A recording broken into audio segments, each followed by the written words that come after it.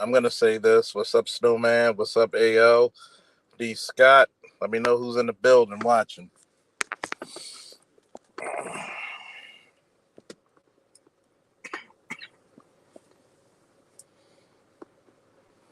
You know what? RIP to the Goose, Tony Saragusa, part of the 2001 legendary Ravens team. That legendary Ravens defense. He passed today. And there was another brother who was from the Ravens. He was a linebacker who passed today as well. Man, Ravens Nation, we taking a big old hit, man. Tango, Dave Teo, Harut.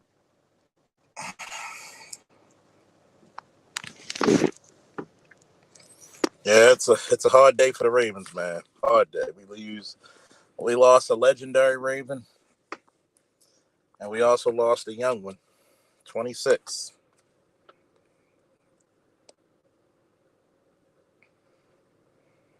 Oh yeah. I'm gonna say this, and the topic today is not about trying to hurt people's feelings. While I sit here in my SUV in the little drizzling rain, it's so soothing and relaxing.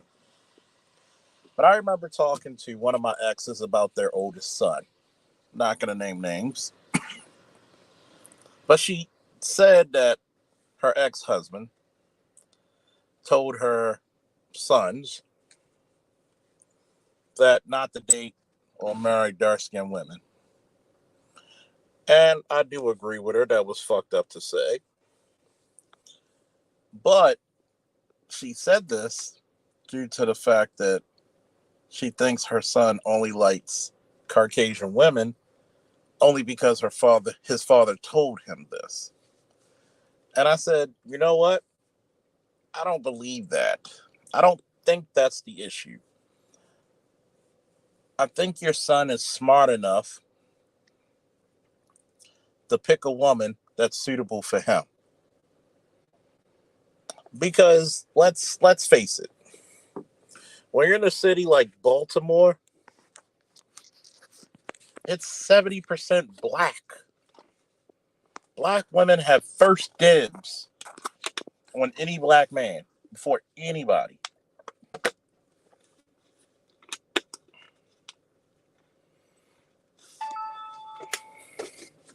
And what make it interesting, right? What made it this conversation extremely interesting is that she got upset when I said, wait a minute. You don't think your son's smart enough to make a decision, a good decision of a woman?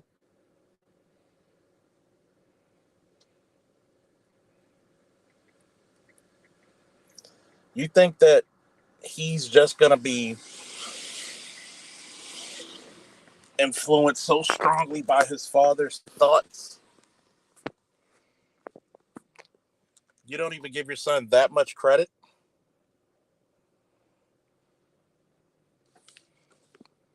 You think that low of your son and his decisions? And I had to ask her, why do you think your son messes with somebody who's Caucasian or white, whatever you want to call him? Do you think it's the race that matters, or do you think it's the treatment that matters?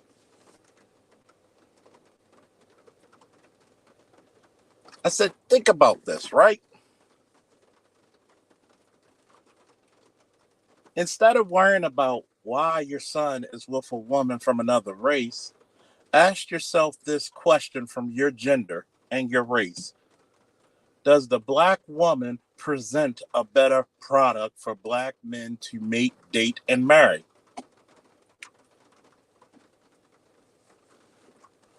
Examine this issue first before you talk about anybody's love life.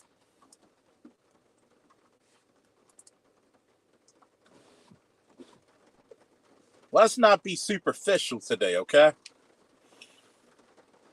Do you think your son is so color struck that he would pick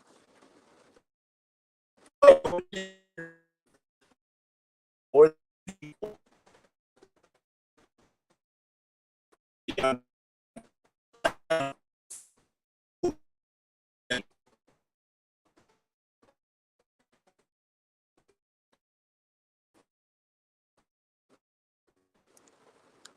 he doesn't have to be ashamed. He can be very open to his decisions when it comes to mating and dating.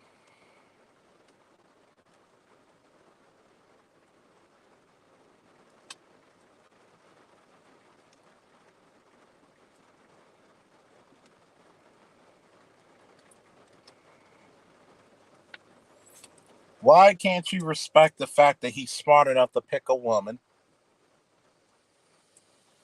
that is on his program, that respects him like a man?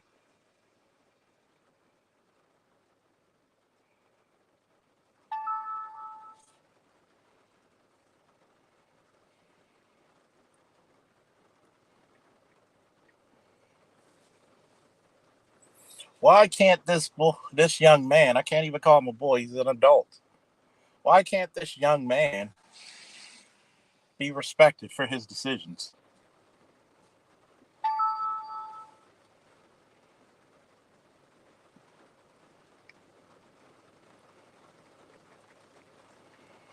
Why can't he be trusted? You know why? Because the Department of Dick Policing is on the case. Instead of saying, why haven't black women produced a better product? Instead of saying, why haven't black women actually taught their daughters how to be wives, how to be fit, friendly, and submissive?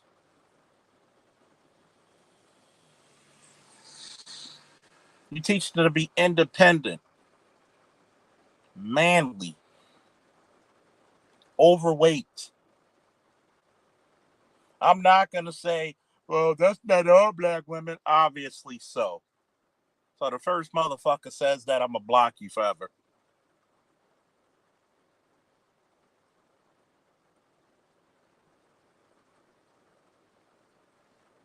Why are you not producing a better product of women? So much so that you're not only going to be the first choice, that you're the only choice. Aren't you the same group of people that says, I can't find a man on my level? Blame your mother. 80% of the children are raised by single mothers. Guess what she makes her sons become? Who are your potential mates? She makes them underachievers. She doesn't push that boy to go to the military. She doesn't push that boy to become a better version of himself.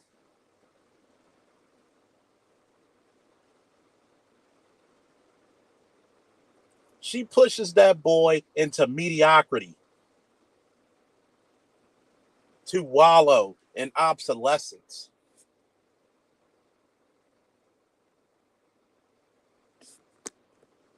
She literally said, fuck the dating pool.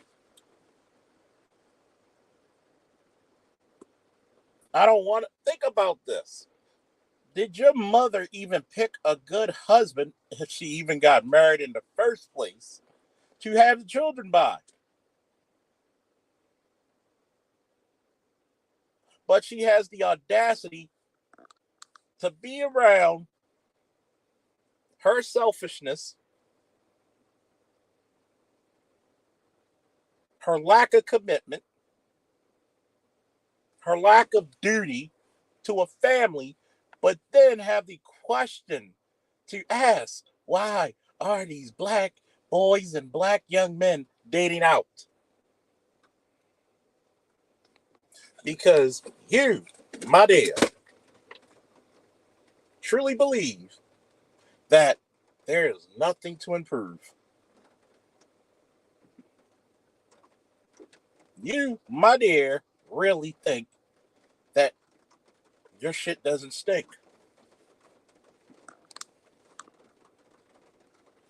It's not just defiance, it's hubris. This is the ego trip.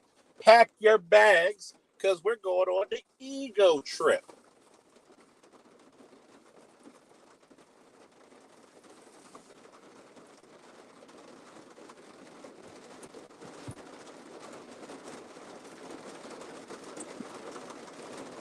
Gotta love it.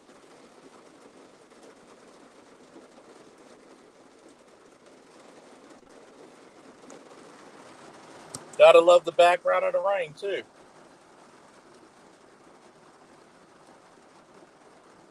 It's the ego trip.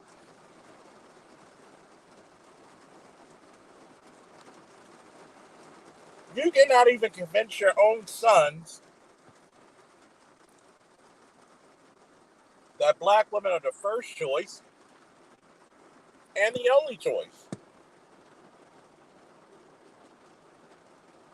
And and a lot of black mothers forget you are the first example of a black woman your sons will ever see and judge.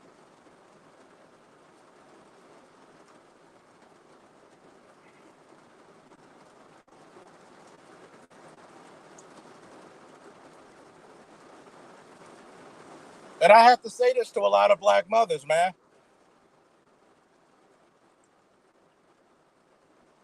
You need to start presenting better examples of black women yourself first.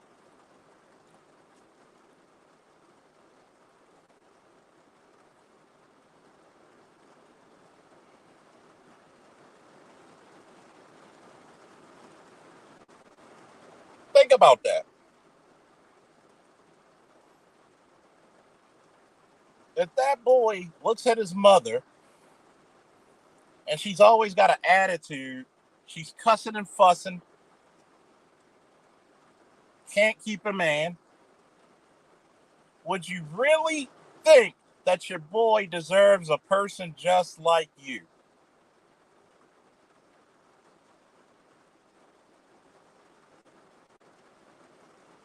I want you to think about that.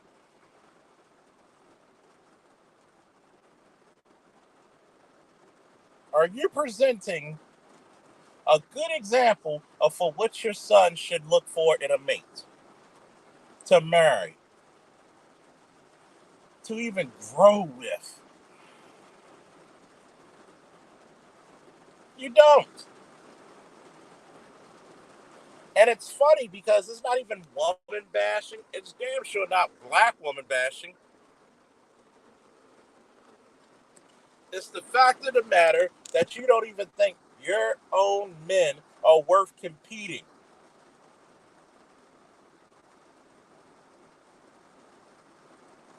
It's a damn shame I could go on a dating app and I could put nothing but black women, and only 10% of the black women on that app, probably 3% of the women on that app, are smiling. You can't even smile on a dating app. The resting bitch face would make fucking Stonewall Jackson shake in his boots.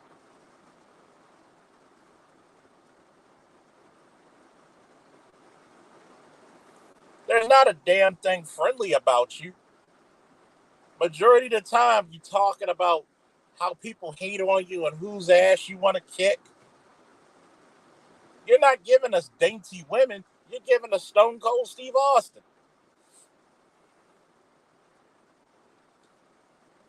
And you got to think about this, right? Black women are the only women in the world that get mad when you say overweight women are not attractive.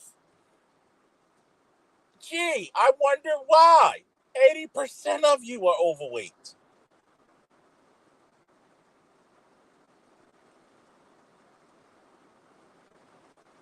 You lose out with mating and dating choices, not even keeping yourself fit. But you're supposed to make an 18, 19, or 25-year-old become attracted to you when you don't even give a damn about yourself.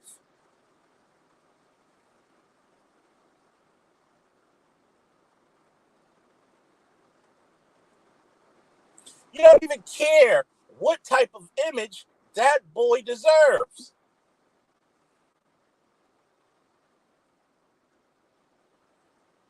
If a young man goes around in his community and sees his women overweight,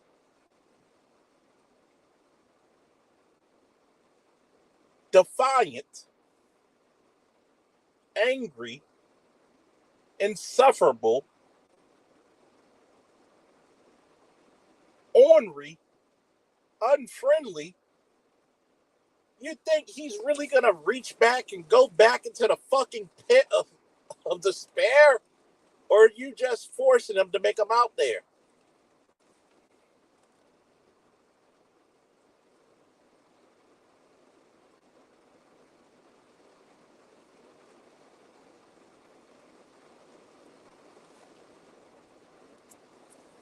But yet, you can't show me a good damn example of a woman your son should even date or marry.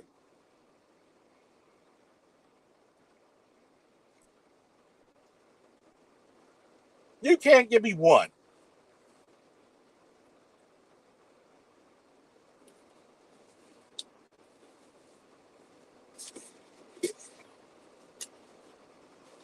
Let's keep it real for a second.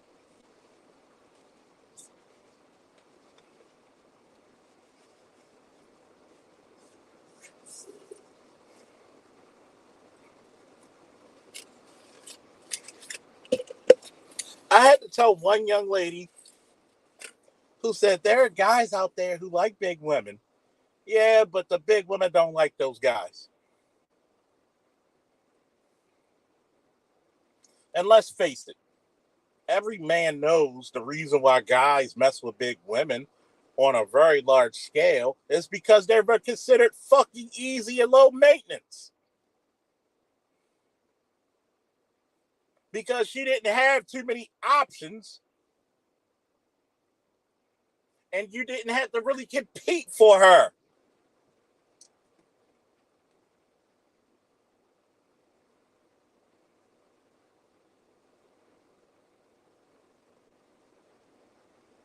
I'm not even saying, oh, you got to be as skinny as a rail, but be the fucking healthiest you can be.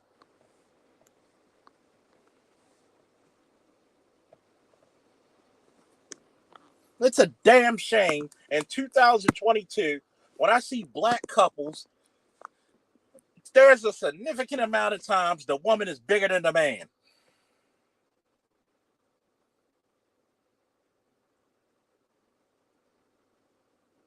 It's almost like anthropomorphism, where the yellow anaconda, the females are bigger than the males. The black widow spider is bigger than the males.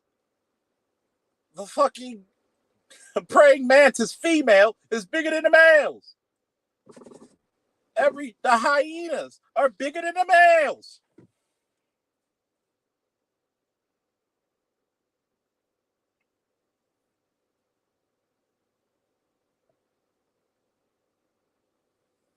What the fuck? These same women who get upset about young black men who date or take to the prom other races of women, okay, ante up. Who the fuck should he date?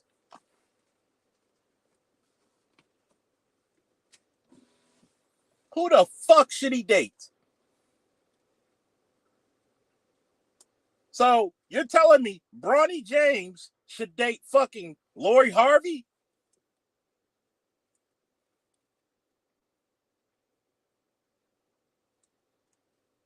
The only loyalty Lori Harvey has is to her goddamn self. How can any man trust or want to marry a woman who would actually sleep with a father and a son. And this is your hero, black women. Is this your queen? Is this your queen? That's so ironic for so many reasons. Is this your queen? Is this your queen? Whoa! You got black mothers who think their sons ought to date somebody like Lori Harvey. Or they want them to date a woman that is so below average and above weight that they don't want to see their sons with anybody their sons find attractive. Because mama's so selfish, she can't stand anybody who's above her in her son's heart.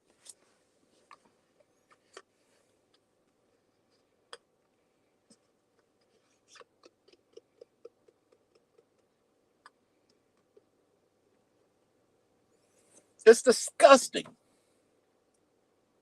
Every time I talk about women being out of shape, having nasty attitudes, having disdain for their men, in my real life, here comes.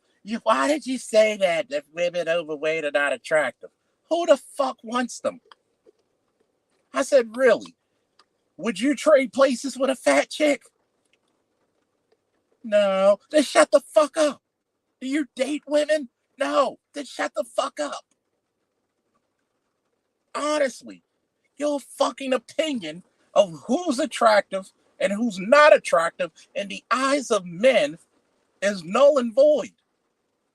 I can't even take a lesbian serious on that one.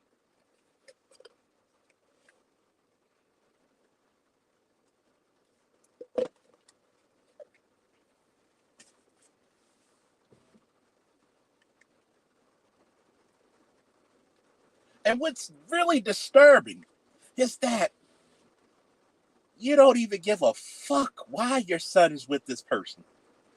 You'll never ask. You got this inferiority complex to all these other races of women because you know deep down inside you are lacking. You didn't teach your daughter shit. You stifled your boys. And you're just scared for the day of karma when all you chicks are gonna die of fucking alone. And it's gonna be only your fault. No one else to blame. No one else to criticize. No one else to examine. It's all on you. But what about the fathers? You get to pick who's fathers. We get to pick who becomes a wife.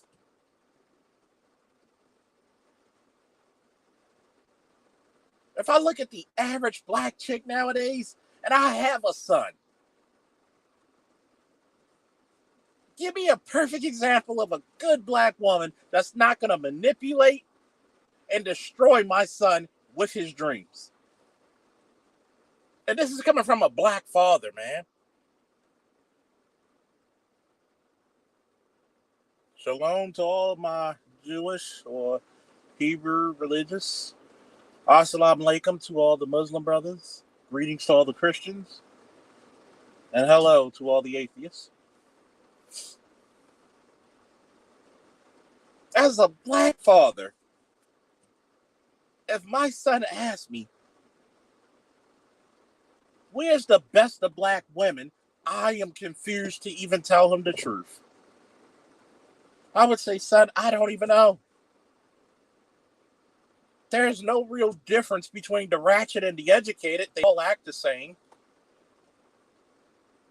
The only difference is one is in academia and can use $20 words and still contain a 10-cent brain. The other one is a little bit blunter about her approach. She's not as refined in her repertoire, if you will. They listen to the same music. They do the same dancing. They will go to a fucking restaurant and twerk on the tables where people have to eat. Where are these respectable wives that all these chicks talk about? I'm asking for a friend. Even female friends of mine get upset. And I said, you got to look at it from two ways. I'm in the current dating pool. My son is in the future dating pool. How does it look for either one of us? And you ever notice this?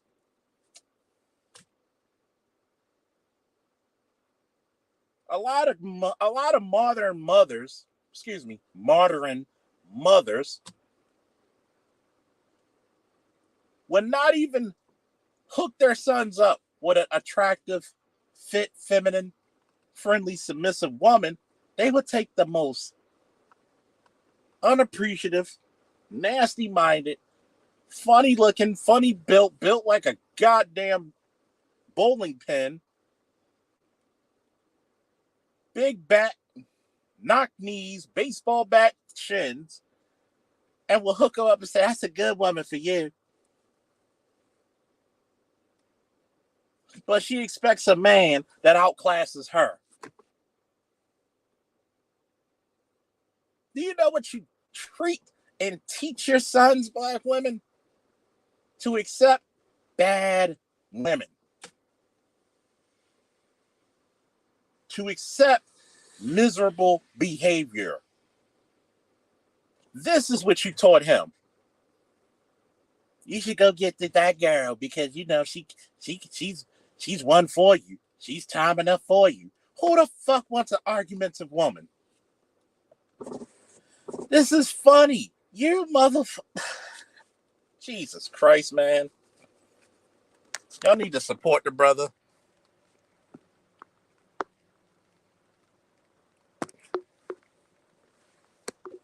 You need to support the brother. You need to support the brother. There is no fucking way that you're going to set me up for a fucking failed marriage because I'm going to have an argumentative woman. I'm dating women, and there's times I get in conversations about, well, women work, and, the only reason women, took the men's last names because the men paid all the bills. But women work today. What does a man do for us to take the last name? Obviously protect you. And we still are held to the fucking same principles of provision. Over 2 million years of human beings being on this goddamn planet. When did we stop providing? When did we stop protecting? When did we stop problem solving? When did we stop creating civilizations, maintaining civilizations? What the fuck do you do and deserve to take my last name?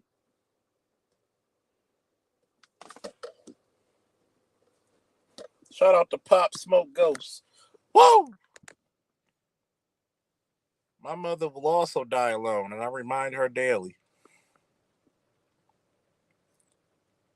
Mr. Rain, woo! With the nice little bow tie and the tux, sharp as ever. Woo! Think about this, right?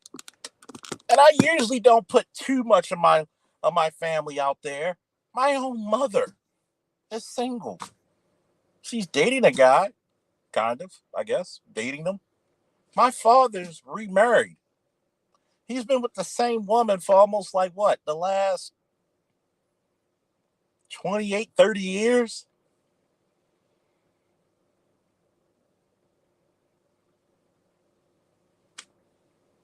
So when they argue, I like to see this. Who's telling the truth? Who's able to keep somebody?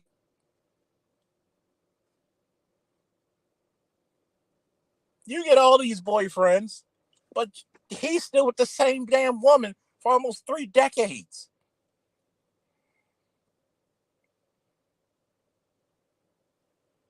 I pray to God Almighty tonight that some chick comes up here brave enough to tell me that y'all presenting a good and proper example for your sons to marry. And I bet you 9 times out of 10, I'll bet you 10 times out of 10, your sons got the complete opposite of you. And it's not just in color. And trust me, if they do marry black women, they're the complete opposites of their mothers.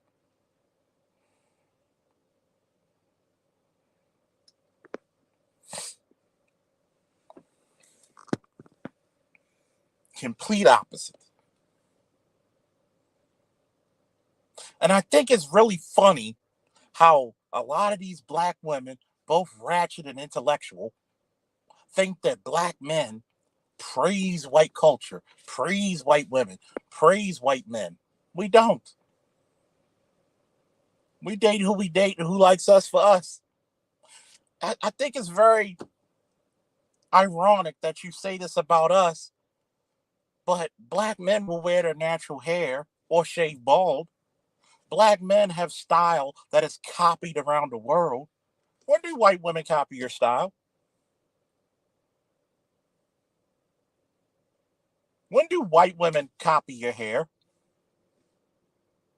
When do white women copy your vernacular?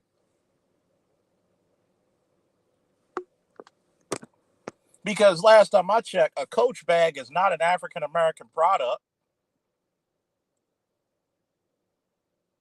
Remy hair is not an African American product.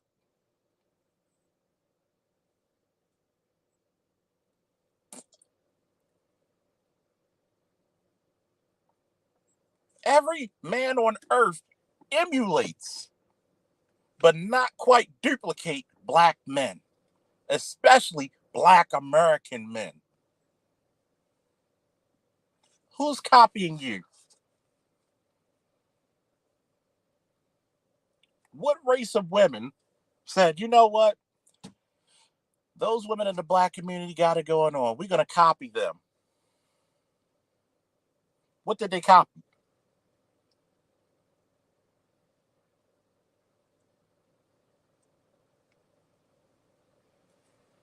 I'll wait.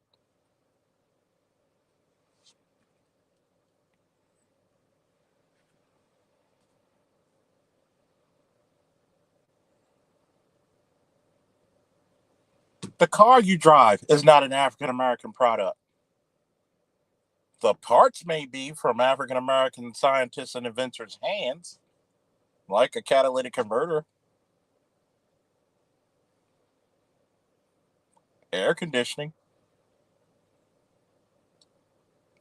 I'm going to wait. What other races of men are being prepped to date you?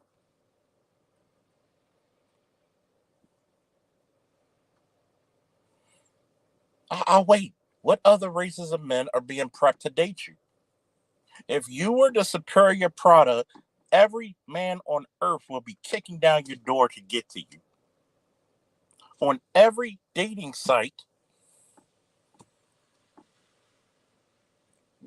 what is it? What keeps you from being in the driver's seat when it comes to mating and dating with your own men? Every statistic says it's either black men or nothing. And let's get it right, man. What's the equivalent of ghetto gaggers?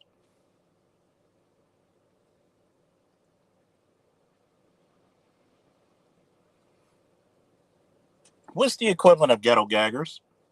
Yeah, you might have pornography that you have a black man and a white woman, but is she demeaning herself to the point where she's getting fucked with a bunch of white dudes with white cloaks over their heads and Confederate flags and Nazi swastikas?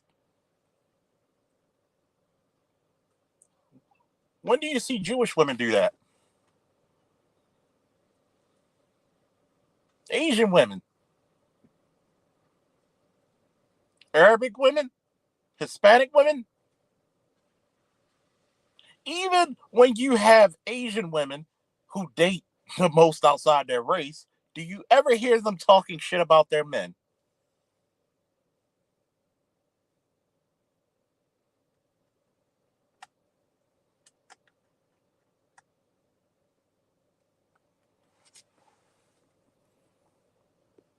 Thank you, brotherly love. I work in security, have to pay for protection, and from the snowman. Woo!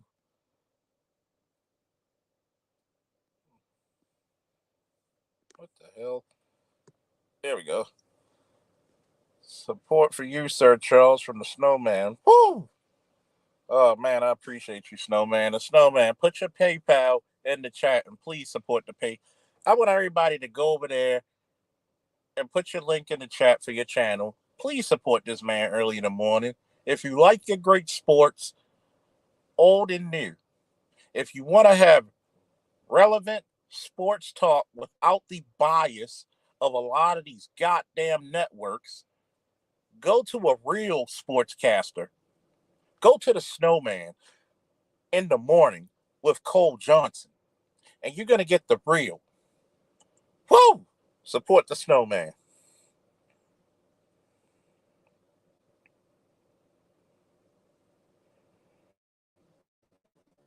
I want you to really, I want you to really point this out.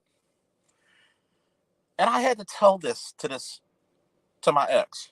I said, if black women were the first and the best, every man would have taken you from us.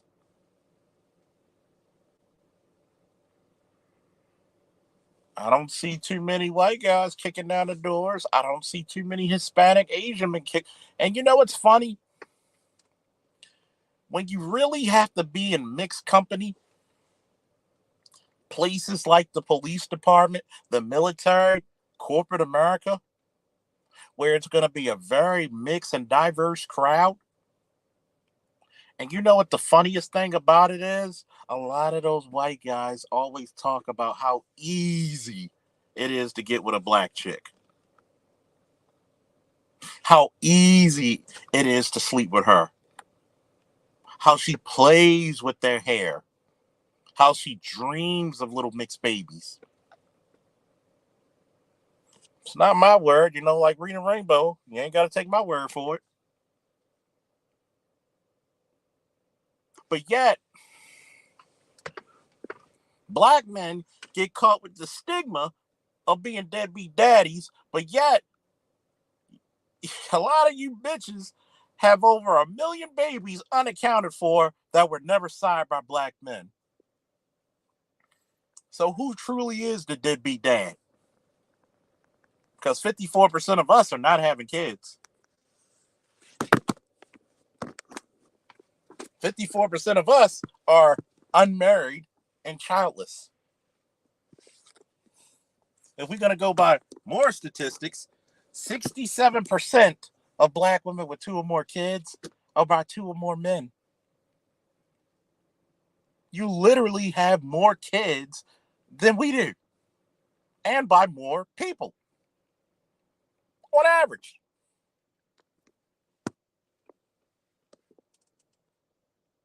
But I ask this one question again. Are you presenting a better product?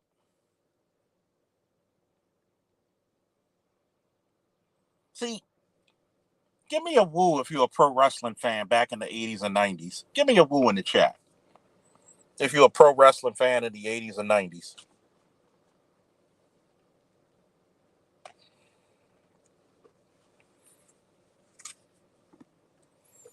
Give me a woo in the chat if you're a pro wrestling fan of the 80s and 90s.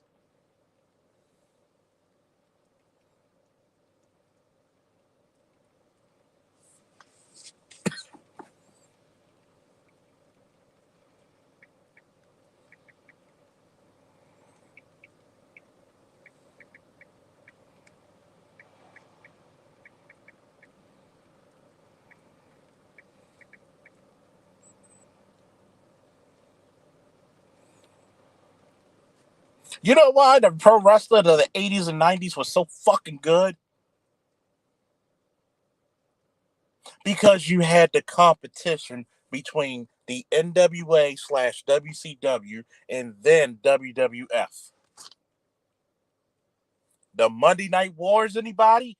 Competition, the consumer gets the best product. What happened when WWE during that time bought out WCW? They only lasted good for the next, what, 3, maybe 5 years after that takeover? And then the product began to suck.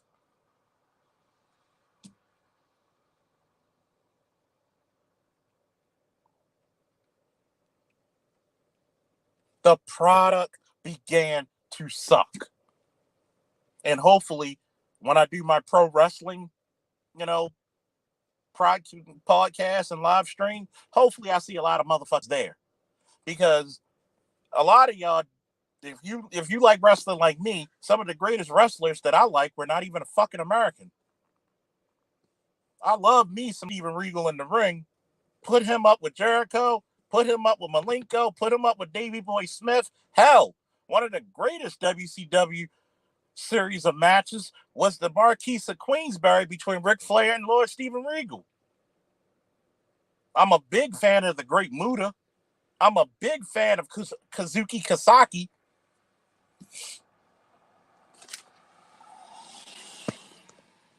I'm a damn good fan of Rico Chosen. If you don't know who that is, thank him because he's the guy who invented the sharpshooter in Japan.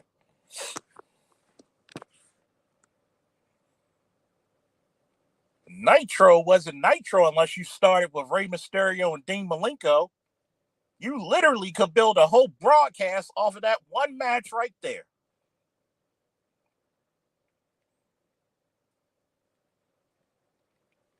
What about the rivalry between Bret Hart and Steve Austin?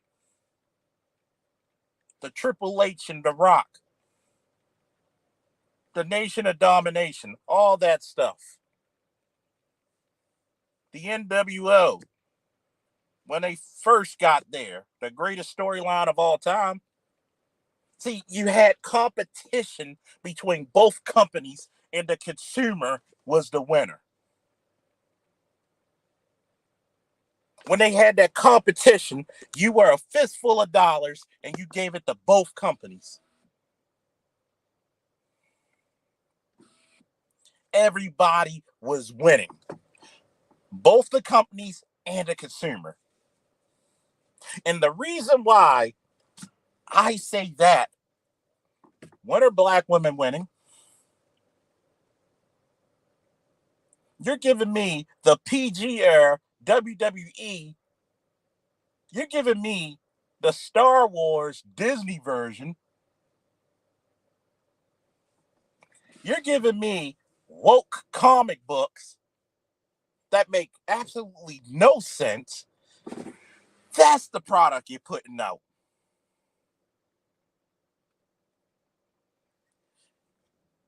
Black women are a representation in the same way American comic books are to the consumer. Excuse me, to the consumer. You're allowing outside forces, i.e., manga, Japanese manga, to kick your ass without any fucking defense.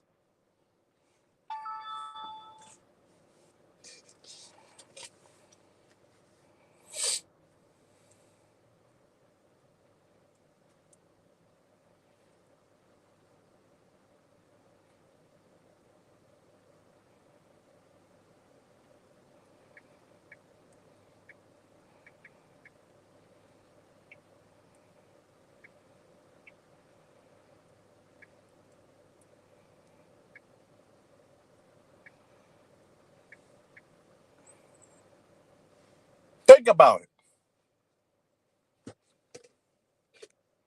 Think about it, man.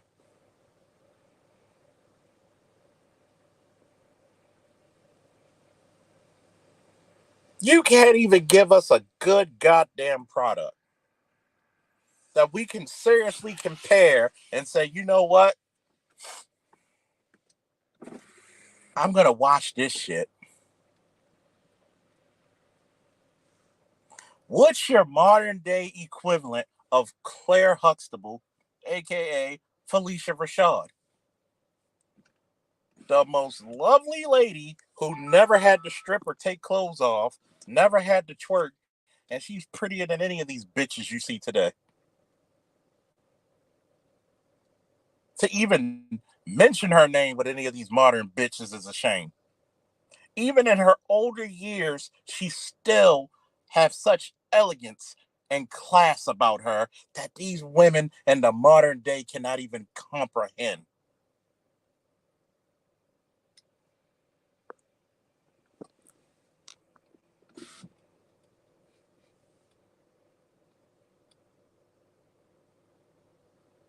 Give us a better fucking product, or we're going to change the channel and go somewhere else. I keep saying this.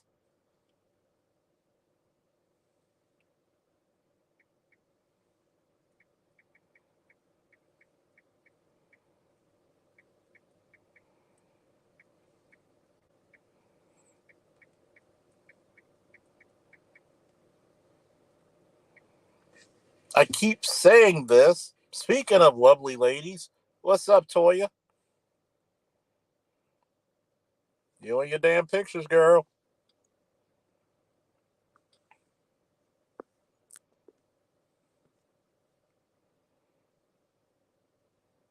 I, you know what? I have to ask Toya this question. When did elegance go out of style for black women? When did class go out of style for black women? When did true sophistication, being ladylike, go out of style for black women?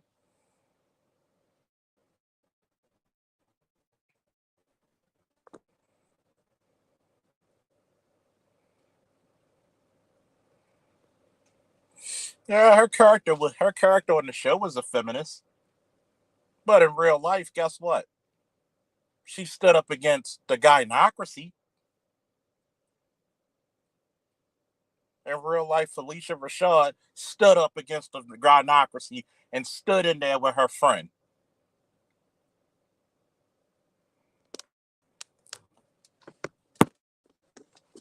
See, the problem is this: there's too many people and there's too many forces at work that want to shame the women who are allies. The few that are, the few that actually still love black men for black men just existing. They don't love black men because oh what black men can do, what black men can buy. They love you because you exist. Like a Toya, like an Asada Muhammad, like a Shonda H, a fitness mom. Have you ever noticed? And Kareem, not Karen. Have you ever noticed? I keep bringing this up. When you see their avatars or their pictures, they're always smiling. Someone who's friendly, someone who's articulate, someone who's slow to anger, someone who does not get upset for a man to take the lead, and it doesn't lessen her as a woman.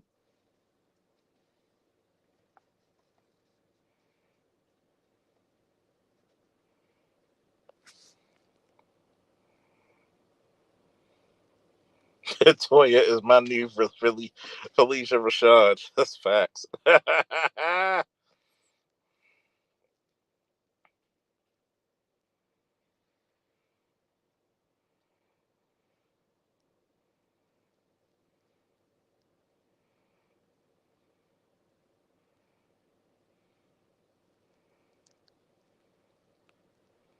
Toya said Charles Faulkner Jr. I think elegance went out of style when women decide they rather sell themselves for parts rather than being whole. Facts. –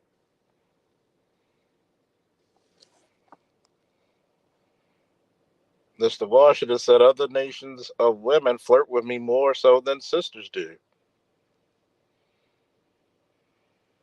And this is the part when I get upset. Well, these black men, I said, wait a minute. Every stereotype, I'm an 82 baby. Like Namer, I'm an 82 baby. I remember the majority of the 80s. A good part of the 80s I remember. Okay? I remember the 90s when you had all these goddamn Oprahs, Geraldo, Donahue, Sally Jesse Raphael, Ricky Lake, all these fucking talk shows, Jenny Jones, all these fucking talk shows where they told the story of black men not doing this, black men ain't shit.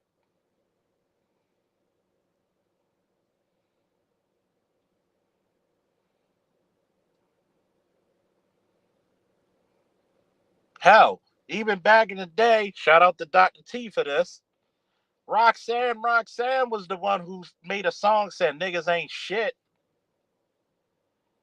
But people always get mad with Dr. Dre when he made a response of bitches ain't shit.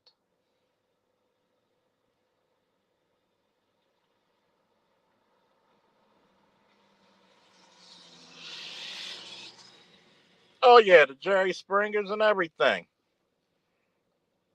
But when black men start to tell their stories, when they get to tell their side of the story, oh, you gotta hurry up and shut them the fuck up. They don't know what they talking about. You got you got that chick. Well, who's that dating coach who contradicts herself every time you see her? Black women are running circles around black men. Oh, is that true? No, it's not true. Because in every tax bracket and every economic status or statistic we have, black men, even with the foot of the government on their necks and the other foot in their ass, still outperform, still outwork you, still out earn you. Even their net worth is double, if not triple yours. So how is it that you still hold on to these fucking lies? It's amazing. And I mean it's fucking amazing how Kevin Samuels can die a millionaire only for telling the truth.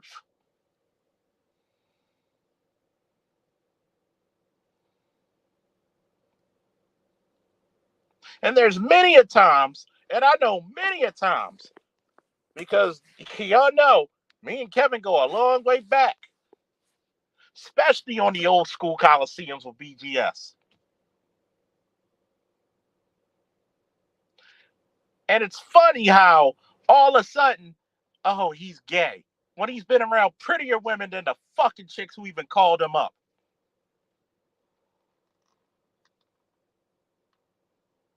When he's been around more attractive, more ladylike, more submissive, more supportive women than even the piss ants that call this show.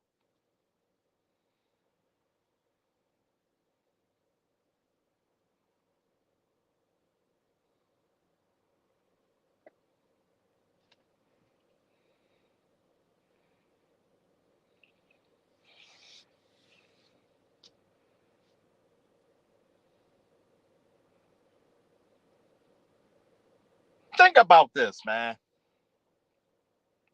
And shout out to the angry man for bringing this up. Black men are the only fucking men on this fucking planet that's always judged on what they didn't do versus to what they accomplished. What other fucking man in the history of this planet became equals to the ruling class when it comes to rights? You don't even appreciate what the man has done historically.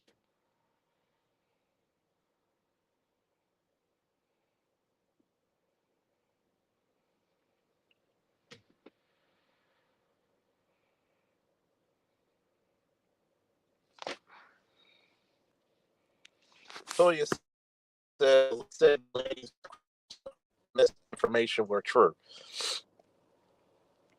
Why are people still concerned with the affairs of black men then? And educate them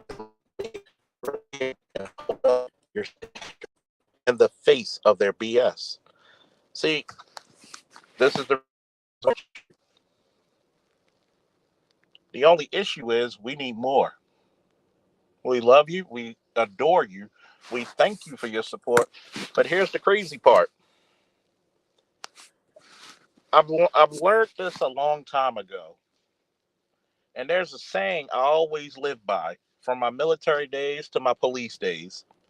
And this is the statement: I ain't shit till you need me. Somebody need to write that down in the goddamn chat.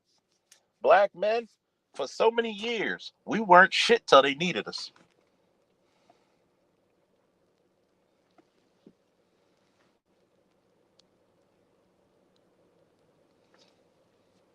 We were never shit. And it's funny, right? When Toya tells you her story when she was overweight and she got in shape, she became dedicated, fixed up her diet, did what she needed to do,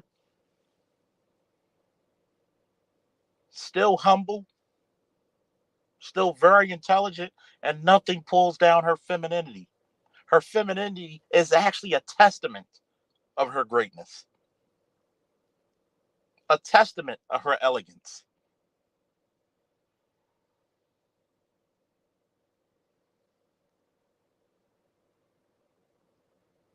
Even though she has a beautiful smile,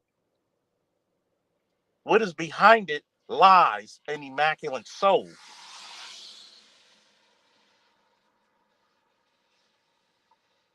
And women like that, that's the women that need to be promoted. But modern black women are too damn dumb to be even stupid enough to try it. And that's not even an insult, that's just a true statement. You can't keep picking the worst men to reproduce with and then try to blame it on all the black men. Even we don't blame all the black women. I think it's hilarious. I think it's hilarious.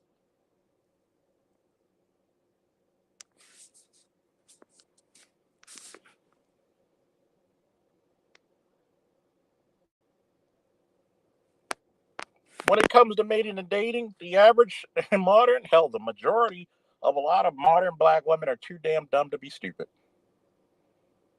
They don't even know when a gif is in their face of a man. They don't even comprehend it. They don't understand it. It is foreign to them.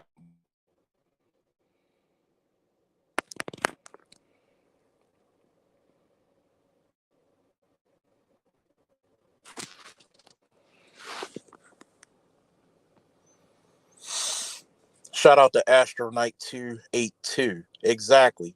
That's I'm satisfied his sissified his image. Sissified his image because he don't want me. Rhetoric is something they always use. That's old. I mean, a lot of shit is old, man. A lot of shit gets old. Y'all were here when I spoke with the chick for an hour and I asked her this question: when do black men check each other? When we're bad husbands, bad fathers, bad boyfriends, bad co-workers, bad friends? Well, all the time. When do black women check each other? When they're bad wives, bad girlfriends, bad co-workers, bad friends? Uh,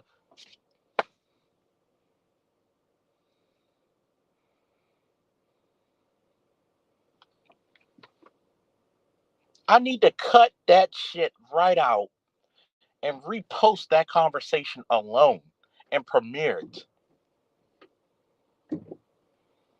I need to cut it out and premiere that bullshit.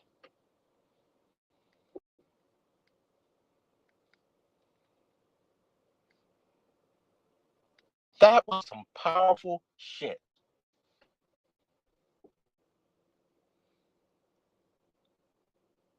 And you know what? And it started off because she said, well, y'all always blaming black women for everything. We don't. A lot of brothers don't want to blame black women for shit. That's how much they love you, and that's how much they're infatuated with you. I'm going to ask this one question before I open up the panel. How on God's green earth do you not get along with the most egalitarian man on the planet? And you think other races of men who are highly patriarchal are going to deal with your bullshit? But you guessing.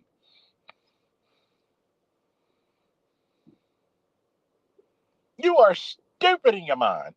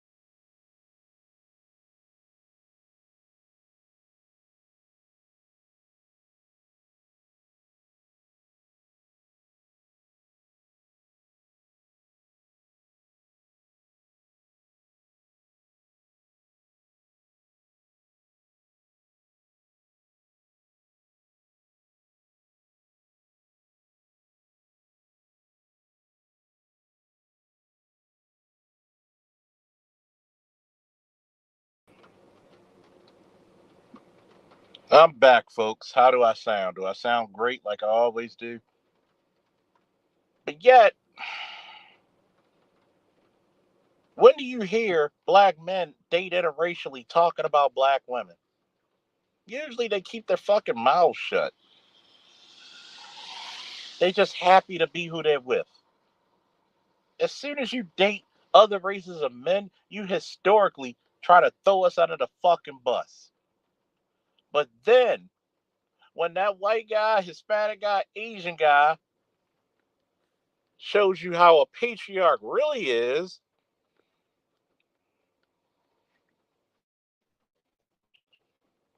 and about to take your head off your shoulders, why, oh my God, why can't black men protect me?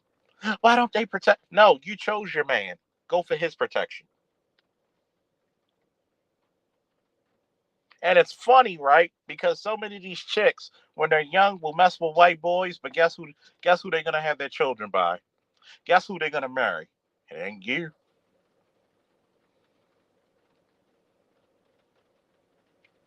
And I'm only telling you this because of the circles I've been in.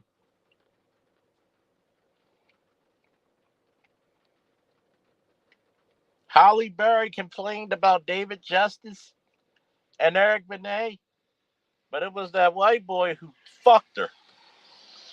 How is it that you've been with a fucking bottom shelf Brad and gotta pay him child support and he gets full custody? Did you have these problems with a black dude? No. No. What's up, descendant of Al Gore? By the way, how the hell did you come up with your name?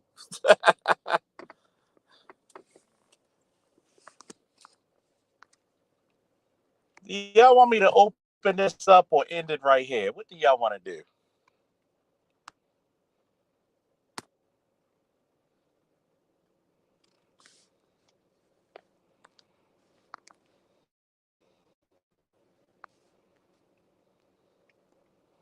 This is for all the naysayers, ne'er do wells.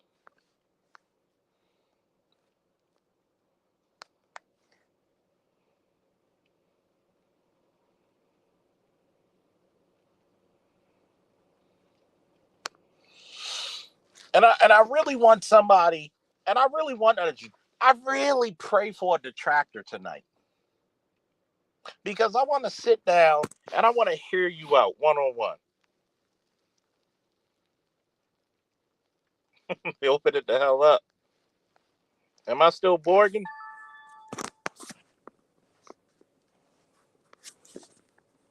I really want to hear from the detractors. I really do.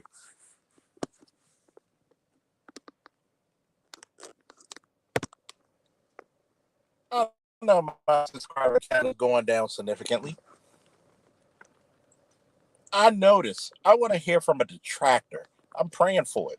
I really want to hear this because before anybody speaks, any detractor that comes on, it's just going to be you and I. Well, actually, you and me, for proper English sakes. I just, Charles, I, I just I want really that. want to go back. But Charles, I go ahead. really want to go back. I really want to go back to the early '70s and try to just recreate and start all over with the black woman. I feel like we could actually have saved us if we had the knowledge that we have now for back then. We could have nipped all this in the bud. We could have. I really that be Mm. some of the I have at night, wishing I could just take these ratchets back to the '70s and let the '70s women just beat the living shit out of them. Y'all fucking up. Y'all fucking up. You know what? Maybe, just maybe, my prayers have been answered. Oh Lord. You got 3 minutes to get up here. Lord, oh Lord. No. You're not going to cover the chat. Bring yourself up here. There it is. I'm bringing everybody down as soon as you come up. Lord. Just leave us I alone if I, you're the problem. I That's the gladly problem. step down. I gladly step down if she steps up. I just want to see you eviscerate her because she needs it. She I needs it. want you. If there actually is a she. Right. And I'm gonna tell you. Nowadays, Every time. you can't be sure. I've learned this since I was a little kid. Ale. Would you like to know how old I was when I first learned about weaves? How? You How old I say was? I was learned about what? about You say weave, about what? about Weaves as weave hair. You extensions? know how? Yeah. You know how old I was when I first learned How, about that stuff? How old? how old I was was you? 13. I was 13. I'm gonna tell you where I saw it. In West Africa, there was this Reuters. They had this program called Inside Africa. This is when I was still living in Eritrea. I remember used to watching that like every Wednesday at night on state-run media. And there was this one story that had about new hairstyles from the West being experimented by women in West Africa. And one of them was the weave shit. You know, sisters would have their hair braided and then they would sew the hairs to their scalp and shit like that. And I was like, whoa, that what a weave is? I really want this, right? And I'm Mm-hmm. gonna say this. I'm gonna say this. Laura Uh-huh. Bunny, you got 3 minutes to get up here, or we blocking the hell out of you. Matter of fact, she got 3 minutes, and everybody time her out. If you got a wrench and she doesn't come up here in 3 minutes, time her out five, 5 to 10 times a piece. Y'all decide the fucking number.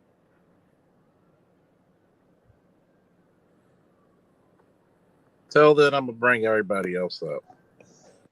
Charles, time her out is too good. He deserves whatever the enigma is, it deserves a block. Period. Point blank. With this should be a I no. say no. You say no. You want to just keep Hey, around. AL, I say no, no, no, because the reason being, I want to hear why you say why you're saying what you're saying. And like Charles was saying, we can all fall back and they can have a one-on-one conversation. You know, Yeah, that's yeah, what I want to hear. yeah. Because That's I true. want to hear. I want to hear it. I want to hear it.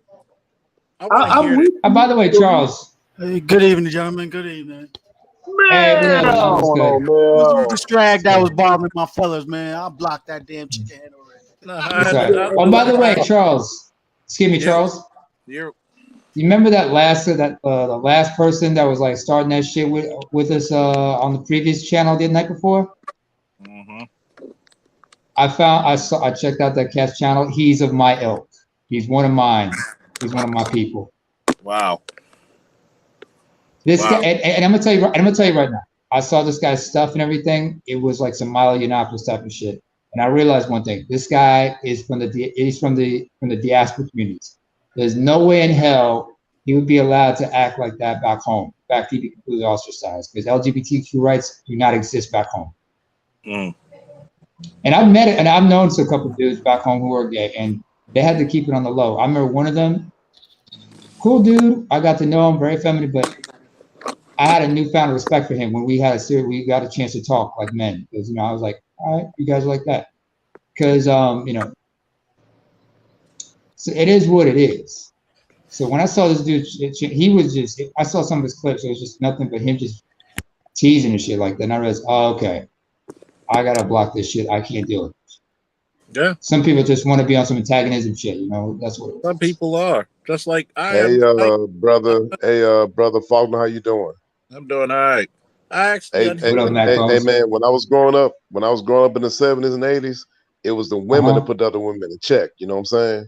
Oh Yes, yeah. Good The sir. men answer. didn't have to Yes, call out sir. women on their bull crap. It was the women that put the younger women in check. And In like the Hey, I'm street. Mac here in Bones, how long Dallas. has it been? It's been a while, man. How you been, bro? You remember me? Oh, hey, how you doing, brother? I'm What good. Yama? Okay, Name up. yeah, man. I'm up there like improving upon my Spanish, man, because there was some fine Latinas, man, that was speaking to me in Spanish the other day. Oh, And you it's gotta be and specific. it's You gotta it, know. it, By the it, way, yeah, Mac, I sorry to cut you off, yeah.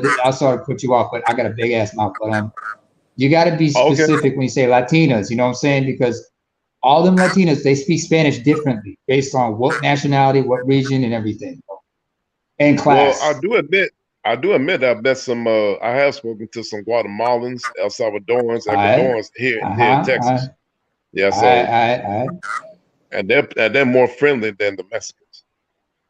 Oh, I can understand how. So That's so when I understandable. look at when I look at that body, when I look at that body, man, and they start Mm-hmm. looking shaped like the sisters. Okay, this lady from Colombia, this lady from Ecuador, this lady from Uruguay. You know what I'm saying? What I go? And it's Oh like, yeah. when you say hello to them, especially in their language, they're smiling. Uh-huh. Now, when you try to say hello to these black heifers, man, they be acting like, how dare you? And you know what? I remember I was at this Uh-huh. bazaar in Pleasant Oaks in Texas, and Mm-hmm. she didn't want to say hello, right? I said, "Excuse me, ma'am, have you been taught to say hello to a man when a man talking to you?" And the shoes up there looking crazy. I said, "You know what, honey? I pray to God that you get the therapy that you need, so that you get that crick, so that you get that crick out of your neck." You should have hit it with this. Who hurt you? Oh, I will hell, Actually, share. the one that hurt her gracious. was her mama, I because her will mama share was one teaching her quick that dumb, story. dysfunctional mess. I'm gonna tell you. It was I'm her gonna tell mama you that this hurt her. story. I'm gonna tell you this story. I'll say her Mm-hmm. name, Stephanie. You know, the one in the department. I don't give a shit. Can't whoop my ass. That's how I I heard carry my that. life. I'm gonna tell you one thing about Charles L. Faulkner Jr. Not too many people can walk terra firma and beat my ass, and I can't do shit about it. I'm gonna. I remember when I said, "Why don't you try smiling?" Why do men always ask us to smile? You know why? Because resting bitch face makes you look like a bitch. It actually makes you look manly. But So you know what, Paul? I'm glad you said it. I hate to cut you off, Hmm. guys. I gotta cut you off on this. I gotta highlight what you just said. I figured it out. You know why they have that banging on breakfast face, aka resting bitch face? They think it's Please a tell us. clean. They think it's a Klingon mating ritual. You supposed to look like that back at them, and then they'll start talking. It's going. Let's see who can out growl each other, like two bisons about to buck each other. Now let's talk. But if you look at them in a respectable, normal face, like, hey, how you doing? They looking you upside your head like, he's an alien. He's not growling at me. That's the shit they be thinking. I'm telling you, man. I'm telling you. Um, I've really I'm going looked to at share a quick story before I go start my own live stream. And good evening to all the gentlemen. who Good Hey, evening, good What's evening, going Snowman. on, brother. Yes, Snowman? no, man. What's good? What's In up, man? 2010, I realized I had to get the hell away from the community and stay away because while I was working baseball that summer, I got diagnosed with my type 2. Damn. Do you know the black woman I dated at the time didn't even check on me? That's messed up. I had a phone and everything. And back then you weren't supposed to have phones in the hospital, but I had my phone with me. Right. Wait, was she named as next of kin, first of all, Snowman? And Say again? when did you tell her when you were hospitalized, was she named as next of kin just in case of emergency, first of all? At the time? At the time, no. Mhm. Okay. And I understand why you posed the question. It's relevant. It's quite relevant. But at the same time, when you're Thank dating the someone Lord. and you're with them and Yeah. you don't hear from them for approximately 3 weeks, Mm-hmm. her retort to me was, I guess you finally decided to contact me. Wow. I hung up the telephone and I went back to work. They always want you to make the first move, no matter what, homeboy. And that still ain't good enough, Snowman. It still ain't good enough. But I And digress. Hey, Snowman and Charles, I just want to say this. I talked to these younger bros on these panels. I said, man, I don't know why you tripping about these black heifers. You got white women called the Queen of Spades that worship the brothers. You got all these other Uh-oh. women like race and worship of the brothers, like these Asian women in Japan, Korea, and Taiwan. Uh-huh. And that Queen of Mm-hmm. Spades is a big ass movement. It's spreading over here in America. Because I've seen some white ladies in Texas wearing the spade tattoo on their neck, Oh, no. on their leg, and Wait. all that. Mac, I gotta cut you off right Yeah. there. I'm sorry, brother, but I gotta cut you off right there. well, let me step Oh, out of the what's up? way because I'm gonna get my live Okay. stream started. And if y'all get a Yeah. chance, come Gotcha. on over to my channel. I'm gonna honor Tony Siragusa. I'm gonna talk Oh some Tony yeah, old God rest his Siragusa. sports. soul. Who's that rest, And dude? Oh, the goose. The my goose. rest in peace to the goose, man. yeah, That Oh, was a my okay. good my man. God goal, rest. Good man. That's a good man. Charles. I'm glad you posted in your community. My goal is $1,000 to raise tonight, and I'll be up Oh, as okay. long as I can to get it done. So guess what? After this show, go support the snowman. I want everybody All right right. now. Put the Snowman. link to you. Put the link. I mean, right now, a lot of us Ravens fans as Baltimoreans, we lost Jalen and we lost Goose in the same damn day. God Oh dang. wow. And I'm gonna Um, tell you this one. After this, after we close the show out, go support. Matter of fact, everybody who's here, go. Right. You know, a subscription don't cost you shit. Go subscribe to the man. Click the bell to get every time he comes up there. Support a brother, Hey, wait a minute. You talking about the snowman, 'cause- right? the yeah, snowman. Yeah. because Okay, I got you. I'm trying to get I'm looking them up on my monetized iPad right now. because I'm Yeah. trying to get Snowman in the morning. Dope monetized by the show. end. I'm trying to get monetized by the end of the summer, Hey, and man, I got to tell you, man, most of the subscriptions I got on YouTube are to brothers. You know what I'm saying? I Or to the appreciate it. brothers. And I Hey, appreciate it. I appreciate it. And I go so really. You everybody shouldn't have go. said Just it put your out link. loud, Put even your link though in there. even though we appreciate Everybody the subscribe to the compliment. snowman. You Fellas, got it. Okay. don't Don't say that out loud on YouTube that you subscribe to so many of us, because you know the algorithm listens, and once they hear stuff like that, you know what you become? You become a black extremist to them. So don't say stuff like that. Ah, Don't say Listen, stuff. I just want to say that when I come up with my YouTube channel, it's gonna be about the sovereignty of Mackin. But see, what I want to do with these young black men is to teach them how to take their game to a higher level, to the power, to the occult level. I gotta start. I gotta start where they're sleeping in, which is the sex. And that's the thing. Ever since I've been busting out these attention whores on Twitter, like I told one old black woman showing those old titties, you don't need plastic surgery. You need a time machine. Then all of a sudden, I got young black men, ages 18 to oh, 27, up that follow me on Twitter. He said, OG, I like the way you up there busted it laid out on Twitter. Yeah, you are right. She does need a time machine. well, I got my Man, YouTube channel in the chat, and I got my PayPal in the chat. And like I said, the goal is tonight to get $1,000. I'm gonna get started. When y'all get a chance, come check me out because I'm gonna talk some old school sports. And I leave y'all with this. I leave y'all with this question: why is it such a travesty that Roger Craig is not in the Hall of Fame? Mm. mm-hmm. Roger Craig, the Roger football player. Craig, yes, number Wow. 33. San Francisco 49ers you referring to, right? Yes, The sir. running That back. dude. Yeah. Oh He's shit. not in the Yeah. Hall of Fame. He hasn't been inducted. That, Remember, that's he was never inducted. I mean, what's his record he of has four Super 2,500 Bowls. yards? He's got A four thousand, Super Bowls thousand. under his belt. First The running first back. running Okay. back ever to rush for 1,000 yards and have 1,000 receiving yards in the same In the season. same While season. Eric Dickerson rushed for 2,105 yards that season. I lived that shit. I'm here to tell you, Yep. Nebraska Man. is my team. He was my backup running back next to Rozier, and I'm still pissed off that this man with 4 Super Bowl rings. Joe Montana's in the Hall of Fame. Fucking Jerry Rice is in the Hall of Fame. And you mean to Mhm. tell me the coldest, hot Steve kicking Young. running back that is not in this bitch? Oh man, that boo. Oh, I fucking got digress. more.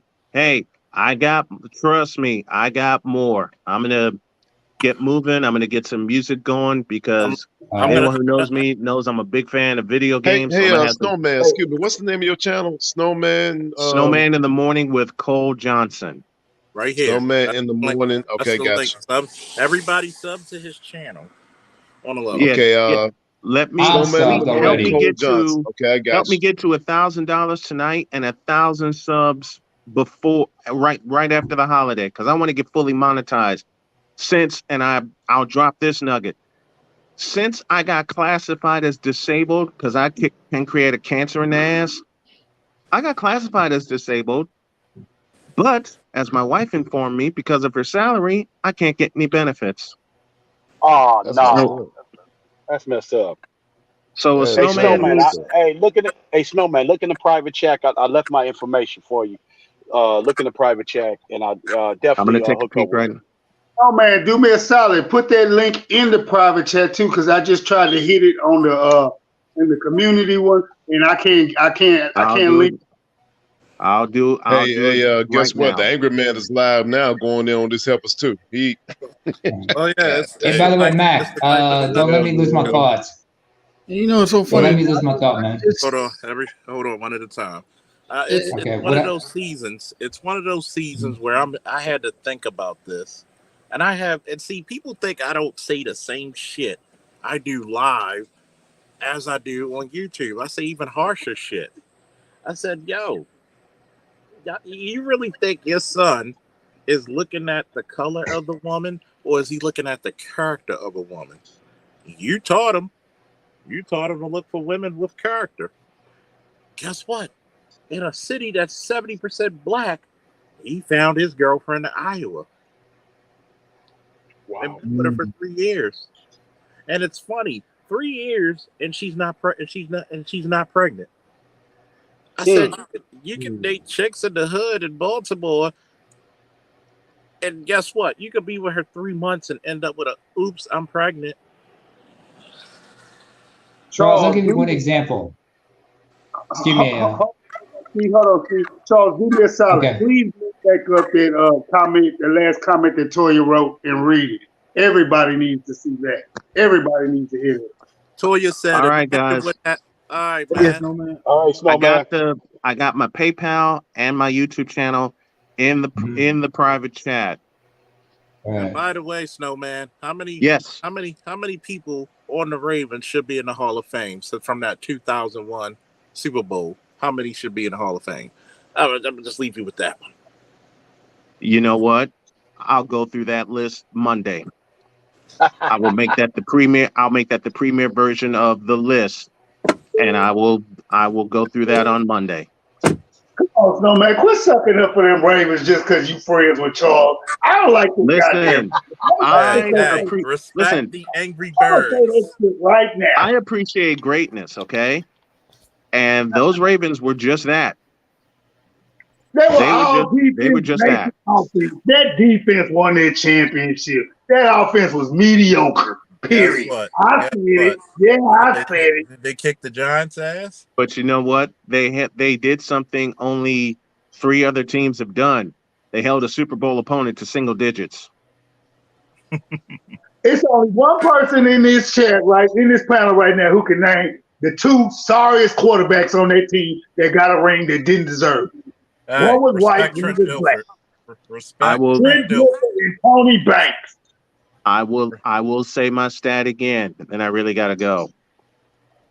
The Ravens are one of only 3 or 4 teams that held their Super Bowl opponent to single digits. Bears did it the best in '85. Here, point blank. Say again. They were the second. Bears did it the best in '85. The Bears That were was the second to the Ravens. Let me go because I'll be here arguing. I'll be here. Hey, arguing you can on do it and over I'm there. sorry Take about the that. argument over there. All right, I'm going. I'm gonna get cranked up, and Guess what? when this show shuts down, here's the showstopper for you. We're gonna Yeah. send A.L. Evans to the Hey, Snowman excuse me, channel. Snowman, you about to go live in a minute? Yep. I'm actually Okay. live right now. I'm using my computer, but I got to run downstairs and get some water. So I'm a big Tekken 3 fan, so I got Forest Law's theme bumping in the background right now. I got Matter you. of fact, we got this. Monday, we're gonna have A.L. Evans versus the Snowman. 85 Bears, 2002 Bucks. Woo! The Legion of Boom and Dig it. 2001 Ravens, the Purple People That's Eaters, tight. That and is the Steel tight. Curtain. And we're going to have the argument on Monday on the Snowman, and I'm going to promote it.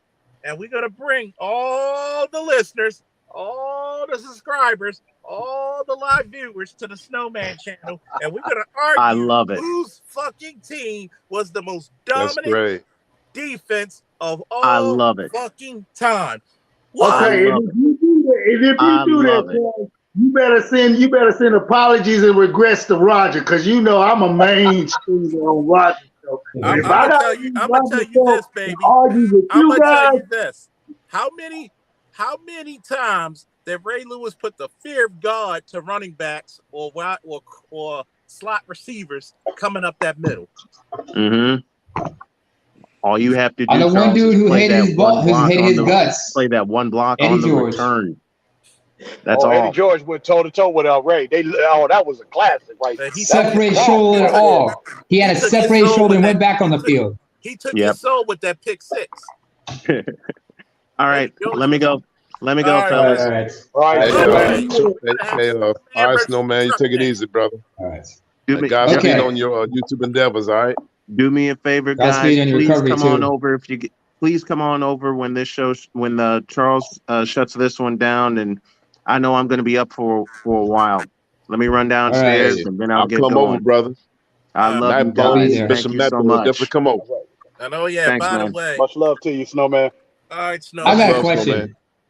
And by the way, not only Mhm. that, Monday we're gonna go through my favorite section of sports, which are combat sports. Okay. Bring it. Oh, by the way, Charles. Bring it. Charles, Just Yep. bring it.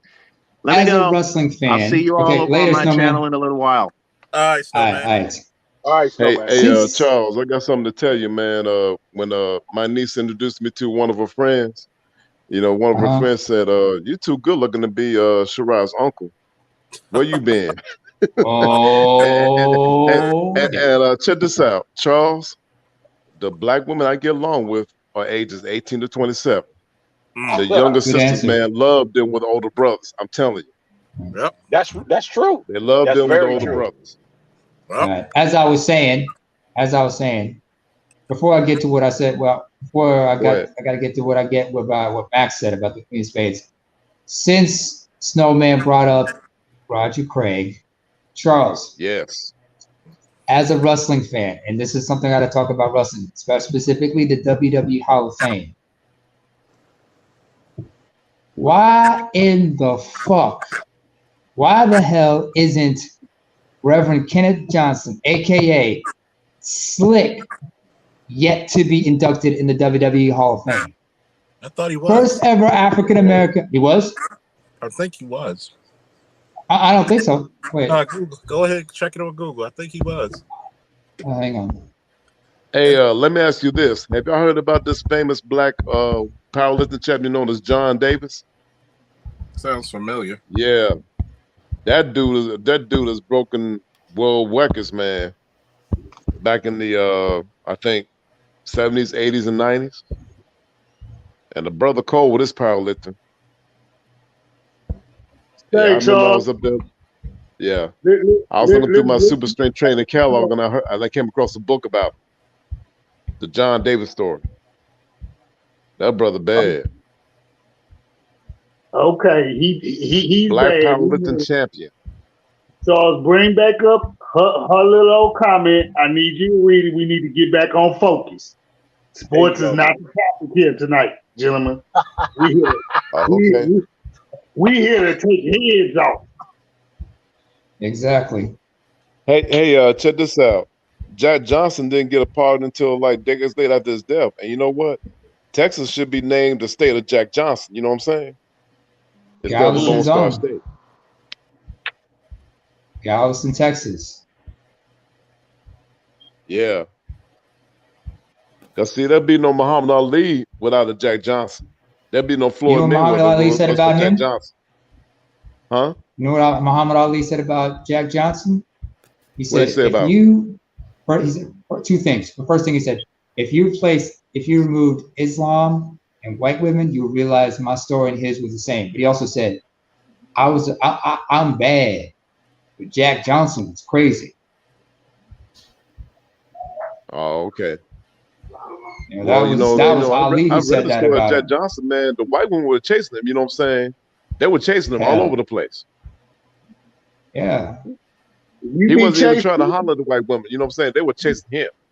You be chased too if you was beating the shit out of white boys, 18, 19, Oh yeah. and then walking. Hey, I saw the old films by my homeboy Joe.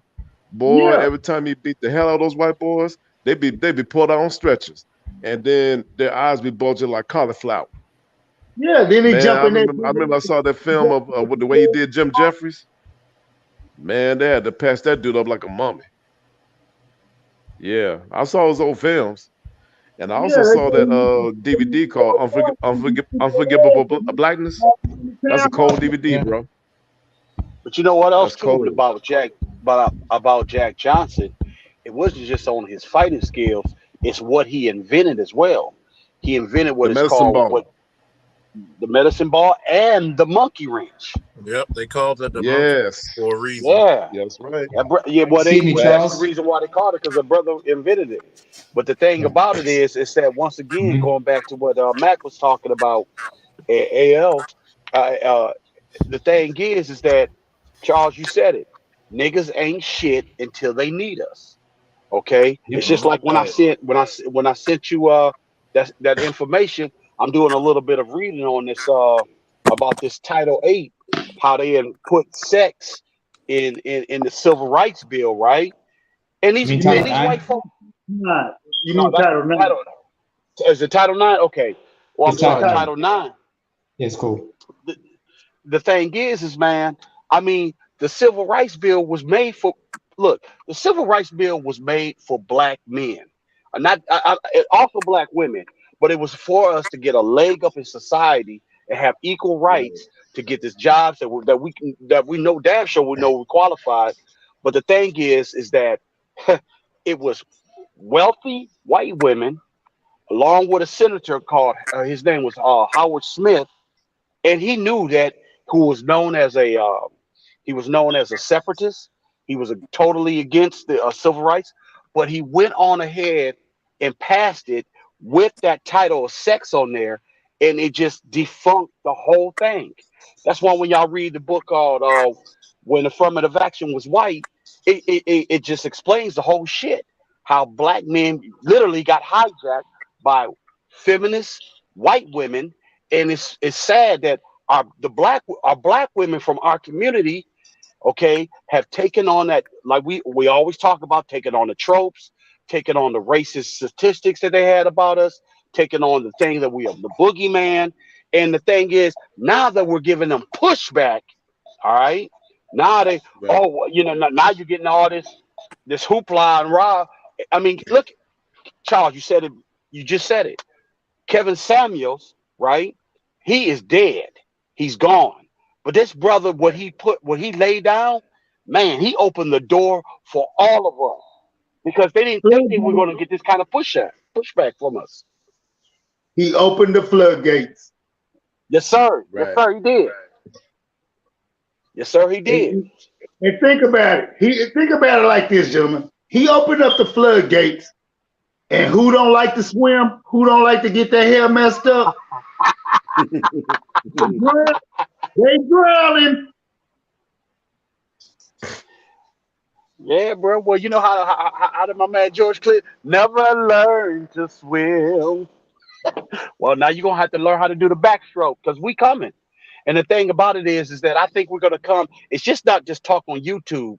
It's gonna go out of this digital space, and it's gonna be on some politics because that's gonna be the next Right. step. That's gonna be the next step.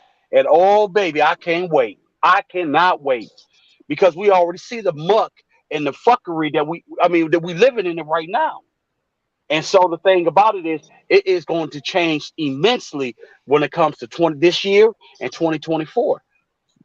It's going to change. I mean, I think brothers are tired of this shit. They already stewing over the Roe v. Wade decision Oh that the man. Supreme Court made. Bro, they is livid. Oh yeah. Oh yeah. Oh yeah. And it's coming, brother. It's coming. And the thing about it is, you can't have communities that been in chaos because we've been tricked by the Democrat Party in '64, and we've been living in chaotic conditions, chaotic culture, right? Okay, women-led homes. We see the numbers of how bad young black boys have done, how the illiteracy rate. Okay, and the thing about it is, enough is enough. And I'm so glad about spaces like this that we are allowed to talk to one another and Right. exchange. Hey, man, I'm in Detroit and I'm going through the same thing y'all going through within Texas and Baltimore or wherever the various places around across the country.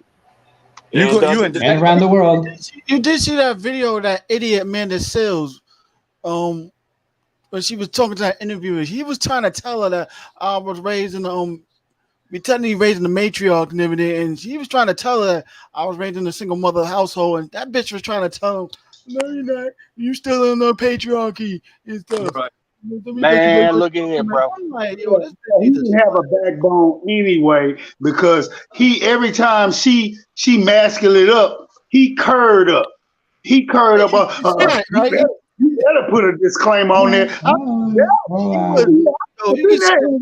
I would have told her, bitch, I've been a proud supporter of Kevin Samuels ever since the Coliseum days on Saturday nights in YouTube space. Bitch, you better get out of here. Yo, you saw the bitterness in her face when she was trying to mention his name. You see them eyeballs buckled. I was like, man, I want to slap this motherfucker to the back of your skull. I'm like, yo, she need to be best friends with Vigor right now, man. Cause these two bitter ladies that go, I swear. There's a I don't reason. believe- I mean, you know, that's the thing about the black gynocracy. is supported by the white patriarchy. She That's got it, to bro. get. Boom.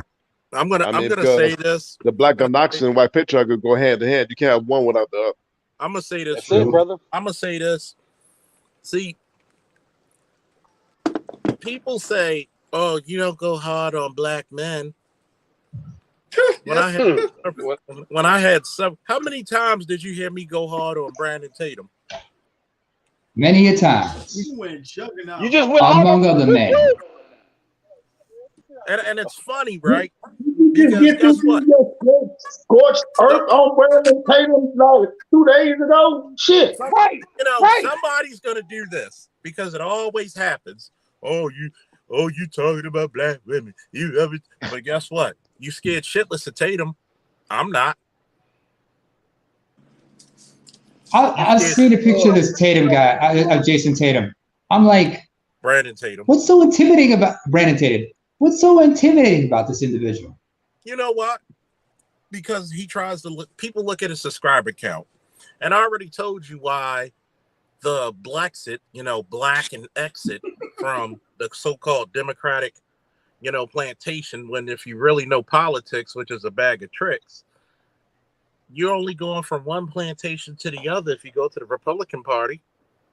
That's it. Guess what? Actually, one side to the other side of the same plantation. And here's Remember, the the two fucked wings up. of the same vulture. Here's the fucked up part. Black men always knew this. That's why black men traditionally voted what? Interest. Mm. Yep. Here's This what's funny about that too. Yeah, you go know ahead. what? Hold on. Let Light Bear get in Sorry because about he that. didn't say anything. Sorry Y'all about ain't that. shit. Here's what's funny about that.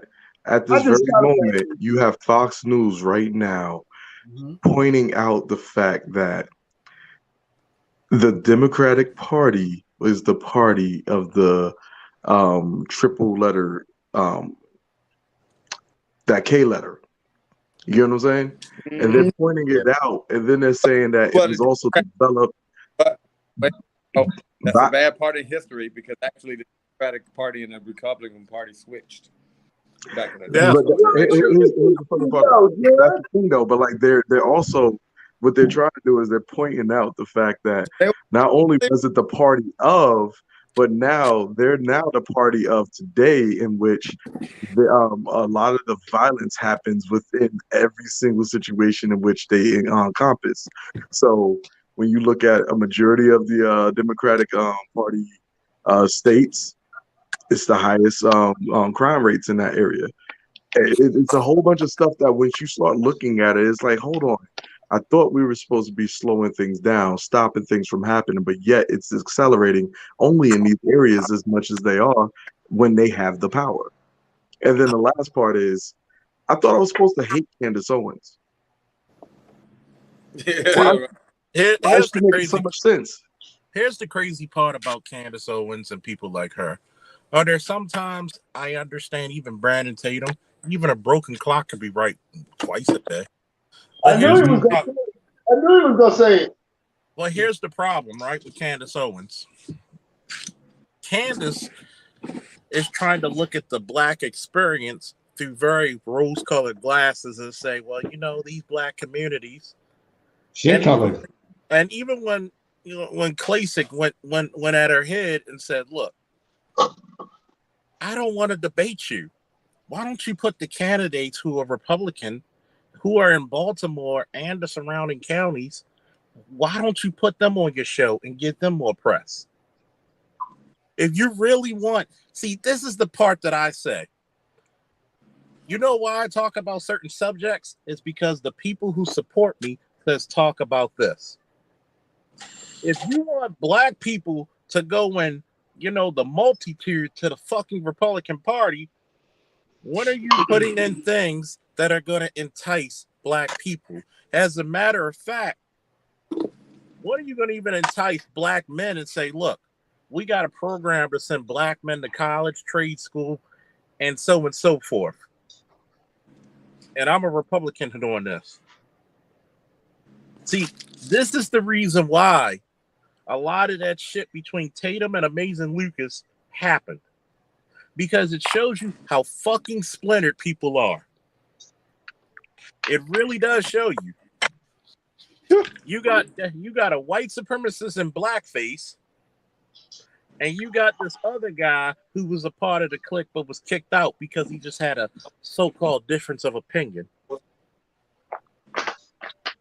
And when you really look at it, when Candace Owens can make sense, but yet when is Candace Owens gonna come to a black forum and support black men? Period. She When she's is she been gonna doing use her celebrity to put cities like Baltimore on notice and say, "What the fuck are y'all doing with the education money?" You literally Never. out of 300 cities in this country, Baltimore is ranked either anywhere from 1 to 5 who get the most funding for education alone. If you And with your graduation rates being as dismal as they are, if you actually brought competent, conservative politicians who can actually make a difference, maybe we'd be more inclined to join the party. Think about this, right? You need to actually motivate motherfuckers to do shit. It's like this. One day it's gonna come up. Oh, we don't. Somebody's gonna say, "Oh, what happened to that money you were donated?" Right, was using it on some bitches. No. One of my Padawans, he's going to 2 weeks for special police training. He's gonna have powers of arrest at the age of 19. And we're putting in for his permit to carry as well. So think about that. That's the first one. Then we're going for number 2, number 3, number 4. And next month, for those who didn't know, and this is also important to support, the GoFundMe. I'm going to be going for at least 17 days of instructor school for pistol, shotgun, rifle, lead range, CQB. Basically, I'll be so certified that I could literally run a range myself. Hell, I already thought you could. Shit. I practically can, but you want to get the official documentation. Get your paper, man. Get your paper. And see, that's what you call black men with purpose. That's what you call black men with actual fruition. I can show you money for money, check for check, where the money's going. We literally got to go 30 minutes to training one way, supported by other people in law enforcement, military. Black men, we don't need a motherfucker speaking up for us when we make ourselves strong enough to speak for our goddamn selves. You want to change the police department? Become the police. That's what I've always said. You've been saying that. Every other culture that had a problem with the police, they became the police, consumed themselves in it, and then it became a part of their daggone culture. The Italians, the Irish, everybody else did it. The Jews, except us.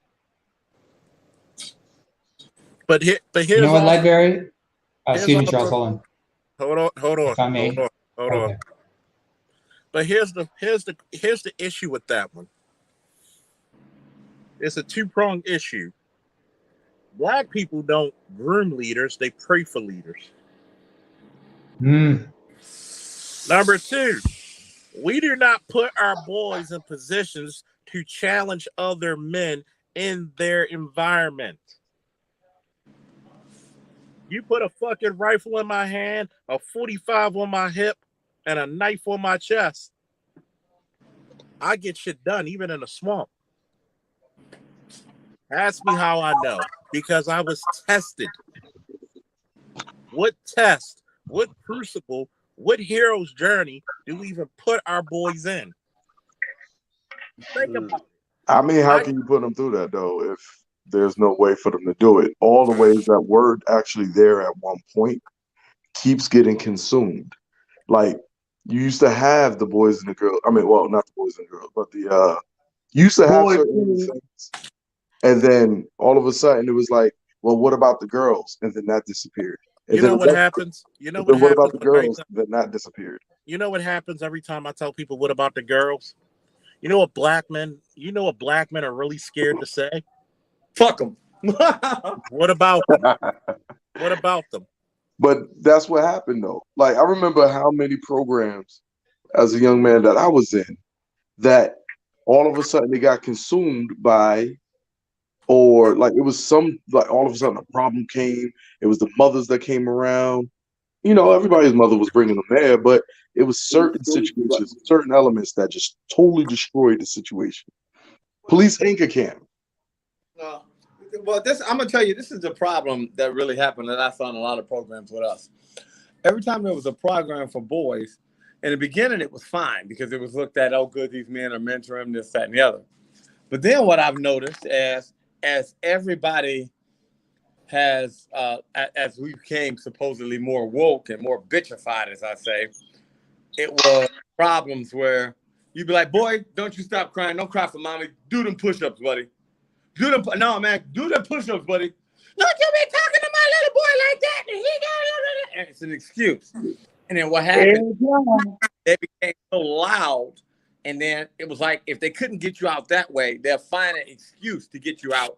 And then it became, programs kept getting sued. It was so many problems to where it was just not worth it anymore. It's like, well, fuck, you know what I mean? It's the reason why people like Elon Musk say, well, fuck it, we'll just get this bitch $100,000 just to leave me alone.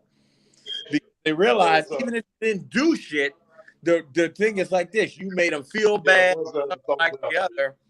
I mean, like imagine if women were sitting there during military tryouts when the military boys were in training. Imagine those women sitting there. Don't you be making that boy do that. Don't make him carry that heavy bag. You know what I mean?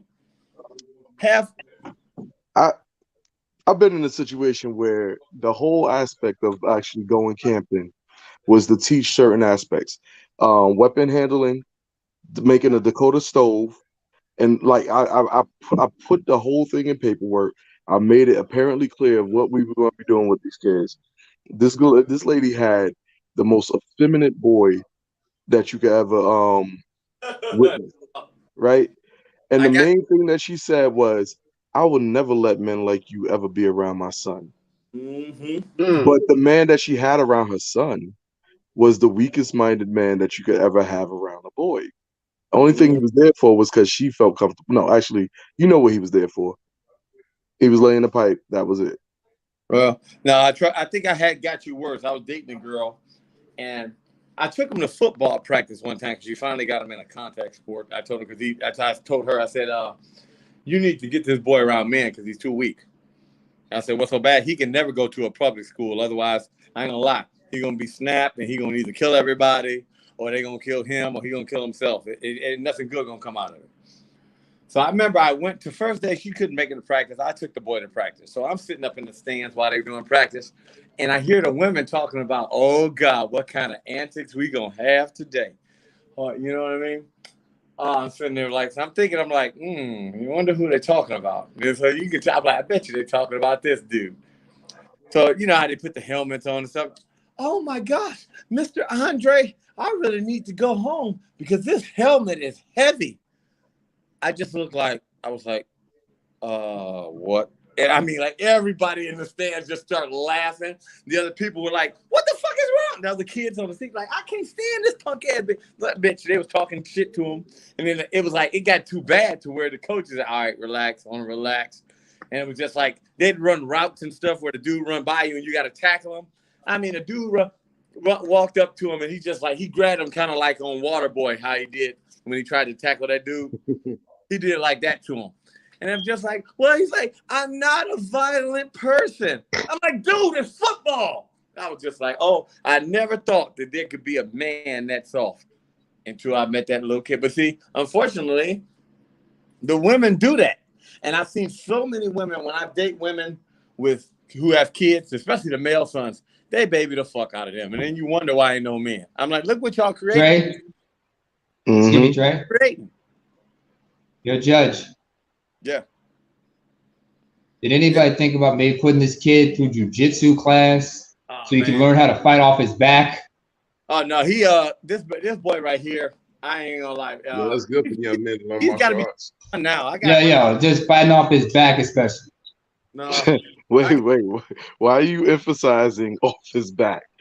You ever see? I mean, most of submission holds come from why they're on their backs. You know, Yeah, I'm rear naked chokes, leg I'm a locks, judo everything. practitioner. No, but like it was the way You're a that you were judoka? saying off his back, like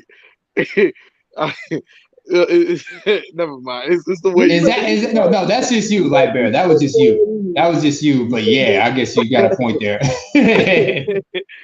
But like it's within judo, the transitioning from off your back to making sure that you got control is another thing. But like it was the way you were emphasizing like off his back. It was getting me every time you said it. I mean, because think about it. The kids are gonna try to pin him down. And if you inside a guy, in BJJ or Triple J, because there's Japanese jiu-jitsu. If you're in that motherfucker's guard, all he's got to do is just place his leg here, have one arm, have wrist control. Next thing you know, he's just doing chain moves. Next thing you know, you find yourself either in a Kimura lock, a triangle choke, or maybe he can just trip you up and put you in a heel hook or some shit like that. You know what I'm saying? No, I'm just saying, brother man gonna be fighting on the stomach. It was so funny. He didn't make it through the football, but it was just so sad to see. But I see that everywhere. Like, just give an example. Ain't this a bitch? You my friend on Facebook. Oh. My little cousin that's 3 years old, right? Now he's got an uncle because his mother had kids. His mother, had when she was 50. So she's got grown kids already. So he's an uncle, technically the 3-year-old. Now the nephew is like 6. My little cousin who's 3 sometimes hit my nephew who's 6, and he's crying. And I'm sitting up here and I was telling him, I said, you need to whip this boy into shape. He needs to be in more. Oh no, he's got to learn in it. Motherfucker, I don't give a fuck if he got a problem at all. I said, you need to get that. Well, because of his ill, he sometimes suffers from seizure. Stop making fucking excuses for his ass. I mean, what? You should know. We in the city of Trayvon Martin. That nigga was sitting on a swing by himself. All they see is a black man. They don't see black man, he might have a problem. I tell them, you gotta treat him to operate in the real world. You don't. I say, you keep want to do this because they rather do that because why? The child can get an extra check. That's more money. I mean, and all that. Don't forget Tamir Rice. Damn near 90% of they talking about damn near like 75 to like 90% of boys have some type of problem. Bullshit. It's not that they have some type of problem. It's just the women figured out that, wait a minute, we can get some more money by classifying these kids with a problem. And then we don't have to try as hard because we can say, they got a problem. Nigga, if you want to sit up here and classify that, 90% of everybody got a fucking problem. It's just on how you manage it. But that's the problem in the world. Everybody want to say, oh, he got a problem, or don't be so hard on him, this, that, the other. Why? Because the real world show you they don't give a fuck. Damn. But by the time they make it to adulthood, hey, the mama done cashed out through the state by them checks you talking about. She don't give a damn. She's throwing them to the wolves. She don't give a damn. But you know what the real world is got set in store for him. Shit, this shit been going on since 64, 65. Them taking this motherfucking dole money and all the incentives that go with it. Every goddamn city and state got some form of a type of MHMR that allows them to go sign these boys up. Because they sit there and watch them about 2 or 3 years old and say, let me find a little quirk that I see in them. Okay, that one, I'm going to use that. I'm going to go tell this person up here that he do this too much. And like you say, they don't want to be parents, real parents. These children are commodities to these women. They're commodities. Well, this is the thing that we need to do. The only way Investments, dividends. we need to actually either get a program like this, because these women ain't gonna get the boys up and not at all. So maybe we can make it to say, well, fine. From now on, primary custody goes to the father of men. And so the women won't fight and be mad. We'll still give them all the benefits as if the child was with them. That's about the only way we'll ever get the women to sign on to that. Because long as they can still get their state benefits and tax write-offs, they're fine. So if they can get, well, this is what we do. The primary custody goes to the father, but you still qualify for all your government programs because you had the child. I mean, that's about the only way that them women ever succeed to that, so we can get these boys back in shape. Because I ain't gonna lie, man. I look at these kids today, and just like I stopped and helped the guy the other day. You know, he's like 21 years old, didn't know how to jump a car. But I'm like, you driving a car. Oh my God. And I'm like, Fuck that, they don't even know how to change the fucking car. oh my gosh, you're a lifesaver. I'm like, nigga, you're 21, you got a bitch in the car. You don't know how to jump a car? Who taught you how to drive? Who raised you? You know who raised you. You know. No, I know, but I just got to be rhetorical about the question. I got to be rhetorical.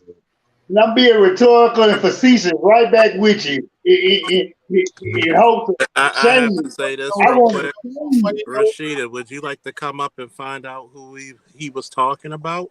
We can have a one-on-one. Uh-uh. Oh man, another Like one. I said, It's another one we got to block, man. You got to. You no, got no, to. no, no, don't block me. And shout out the light bearer. Terminator. I terminate Strag. Shout out the light bearer. Woo! And Don't trust me, block him. She's not coming. don't block her. Do you want to find out? I mean, you could come up here. We'll have a one-on-one. He ain't gonna do it. It's too much testosterone. Guess what? I mean, are you going to be respectful? Because he explained in great detail what the commodity was. It's children. Because a lot of these children, nobody blocking you unless you want to be. He's deflecting. Because you could come up here and we can actually speak. Notice, nobody's blocking you. We can talk. The fellas that go down off of here. Mm-hmm. Yep. He's actually talking about how children are treated in the black community as commodities and not as something to cultivate.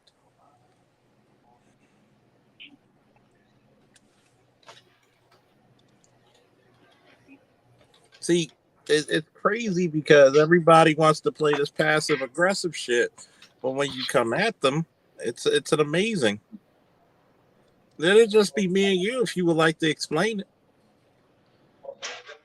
But you know, here's the factoid: when this topic is spoken about why can't black women why y'all date outside your race? Majority of us don't. But let's talk about the sons and grandsons. The commodity statement. Now, we look at the sons and grandsons of the Xers and also the millennials.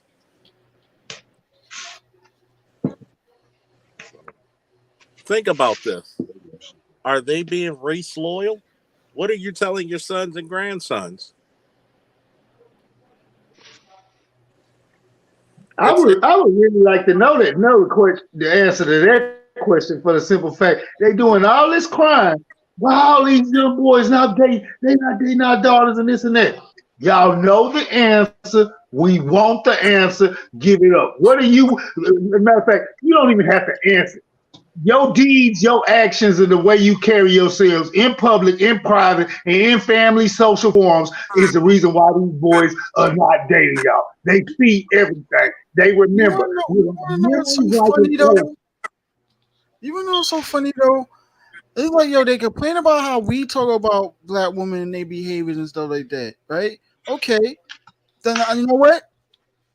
I feel the same way. Let the men handle the boys, the girls go handle the girls and stuff. Make a better product. They still complain when the girls call them out. Here's the funny part, right, Mel? Here's the funny part, Mel. When black men raise black boys and black girls, those boys and girls, whether they have learning disabilities or not, become overachievers. Exactly. They become overachievers. When black women raise black boys, they become underachievers. I realized what it is from that, Charles. It's the silence and the stealing and well, I want to say the stalwartness of the mind, right? When they're Mm-hmm. around men, the men cultivate a situation that makes them think. When they're around women, it cultivates a reactionary type situation. They're in a constant reactionary, either reactionary or no discipline whatsoever is really happening. Like if they come, if the women are like trying to tell them something to do, there's a fear-based aspect that they have to like put so much emphasis on that after a while, that's all they know. When the man is done teaching them, they're stepping them through it to make sure that they do it correctly. This, Process by step by step. and it's like I started seeing that. I was like, oh, this is the missing element. And the problem is, even though they're seeing this, the women see this, they literally think that's the wrong way to do it. Even when they sit there and watch it, they come back and sabotage it. They take it out of the hands of the child and then try to do it themselves. I've seen this a number of times, and it blew my mind how every time they came back and did the same exact thing. They would take it away from the child. Hands-on fuck-ups is what these mothers are. Personal hands-on fuck-ups. Excuse me, Light Bearer? Light Yeah, Bearer? Yeah, by the way, I admit, when I say off my back, it was funny. But anyway, I wonder if you're familiar with this documentary. It's from 2009 called The Biology of Dads. It's a documentary I've suggested to a lot of people. Now, of course, you got to watch it with a huge grain of salt, but it talks about how important men are in the lives of children, especially daughters and sons. But what they also realize is like mothers have a hard time accepting the fact that kids want to spend time with dad. Like they did an experiment involving a toddler and how he was with his dad compared to how he was with his mom. And I can see that there's that like sense of rejection and whatnot, and that's what it is, that female ego. Not because she's thinking all about herself and not considering what's best for the child until it's too late. But most women, when they consider what's best for the child, it's only in context of how it benefits them. that's the thing, though. Mm-hmm. No, I haven't seen that. If you I'll post, send you the link if you want. yeah, definitely do.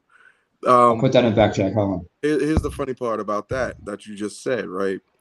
The main Mm-hmm. interest of the court when giving the child to the mother is saying that it's for the best interest of the child. When they're putting everyone through this process of having someone else choose what's the best interest of a family other than the strength of the family. it kind of makes no sense, but they start saying it's like, the mother is the better choice. Okay, when it comes to the caring aspects, the rounding of the nurturing aspects, yes, I have no problem with a woman raising their child, but to eliminate the one process of what it is to be the other element, the other animus, the other aspects of that yin and yang, and not give that child both elements is pretty much a crime, because we see it all the time. Look at every child that comes through with a fully intact family. Look at how they are. Look at how they think. Look at how they process the world. Look at how they how adaptive they are. Look at how they know how to listen. Look at how they don't know how to fully just react to everything. Look at the situation in which they process information and then take that same element or those same data points and go into the hood and see how those children react. And instantly you can see the difference in what it was, what's missing, it was not. And for us to argue this point over and over again in the court system without them actually just making it acknowledgeable is showing that it's really just about the money. So let me stop saying words that don't mean anything because it won't go anywhere. It's just about the money. Oh, by the way, It's before I always been forget, about the money. hold on, Matt. Hold on, folks. There was something I wanted to get out the way earlier, Mac, because he said something about white women or something like that. Mac, you still there? Mac? Anyway, he mentioned something about Queen of Spades. Anybody familiar with that shit? Yep, it's heavy in the military. The Queen of Spades. Let me tell you something about that. That is a red flag. I need to switch phones, Charles. All right, fam. I will say that's a. First of all, I'm not even ADOS. I'm African, but I understand that shit better because I'm a pure Europe. But I understand because sometimes I ask people, tell me the difference between a racist and a queen/jack of spades. And they told me this, that, and the third. I said, do you know where the common ground between those two groups is? They said, no. I said, doesn't matter if you have a sexual fetish for a black man, or if you have an intense irrational hatred for that black man. Either way, you don't see that black man as a human being. Either he's an object, he's either the bane, he's an object to project your rage and the bane of your existence, or he is, like Dr. Tia-san keeps saying, well, we're not, is a walking phallus. That's all these queens of spades see is. Or if you're gay, if you're a gay brother, you got to worry about something called the jack of spades, which is the same thing. And I mentioned this a few times. So anytime I see somebody with that tattoo, I know back away. Wasn't 'Cause that I'm not like with it. wasn't that the serial killers? What serial killer was that? That he was a jack of spades. Jeffrey Dahmer, Yeah, the there we Milwaukee go. Cannibal. Yep. I can think of somebody worse. He's like, well, he's not. Well, now he's yesterday, but he's like that. He's like that conservative firebrand, loudmouth, blonde, British. We're not naming names. I He was was just like about. on that shit. So yeah. But then again, I mean, you think a lot of people say black men ain't shit, and then like on the low key, they always say that black men are the ones bringing STDs. The last time I checked, does anybody remember the name Jason Pope, aka DJ Kid X? Yeah. That white boy in South Carolina. What about 30 under his belt? Over 600, close to What? maybe he's probably 1,000 by now. Wait. When they had the report on the news, it was 30 to 40. So now it's proven over 600.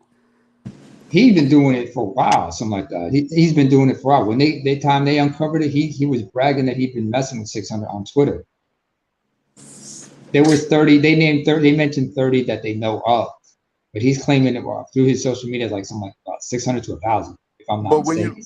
when you look at the reports back in the day, right, of that particular group, right, at first they were saying that it was a communal disease that was happening specifically within this community that was mostly at that time highly YTE, right?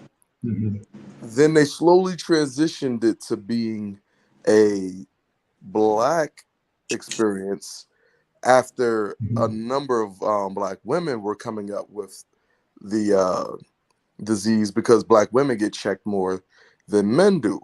But then the thing about it was, and I remember this part because like it was heavy on the news in New York. The thing about it was they were trying to say, well, where are they getting it from? And now we got this situation where we have a reality check on 20% of the men, right? This is the same, are getting 80% of the women. So these women been even back then smashing the same dudes getting the monster from the same dudes, and then they pushed it on black men. When really, if you keep looking at it, look at Atlanta. Who's the highest AIDS rate out there? Is it the black men or is it black women? Black women.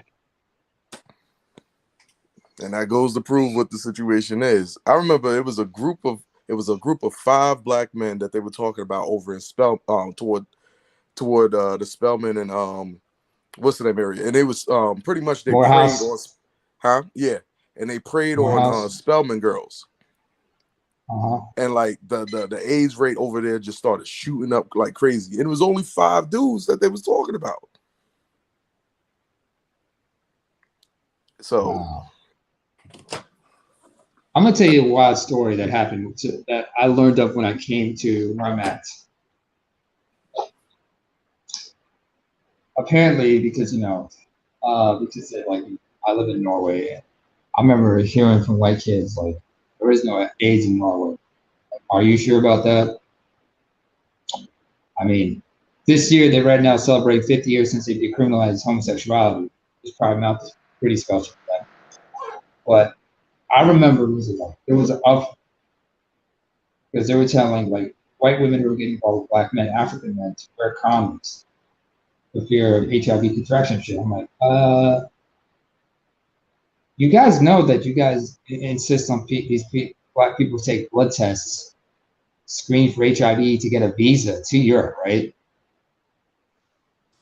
Even those of us who come illegally, they insist we have to get tested anyway. isn't there a I remember festival that they have every year that's just about fucking? Isn't it Isn't like that what Pride Month is? no, and like the Norwegian it's like where they start putting all the flowers on and in the hair and all, what is it called? The Swedish chick was telling me about it that I was talking to.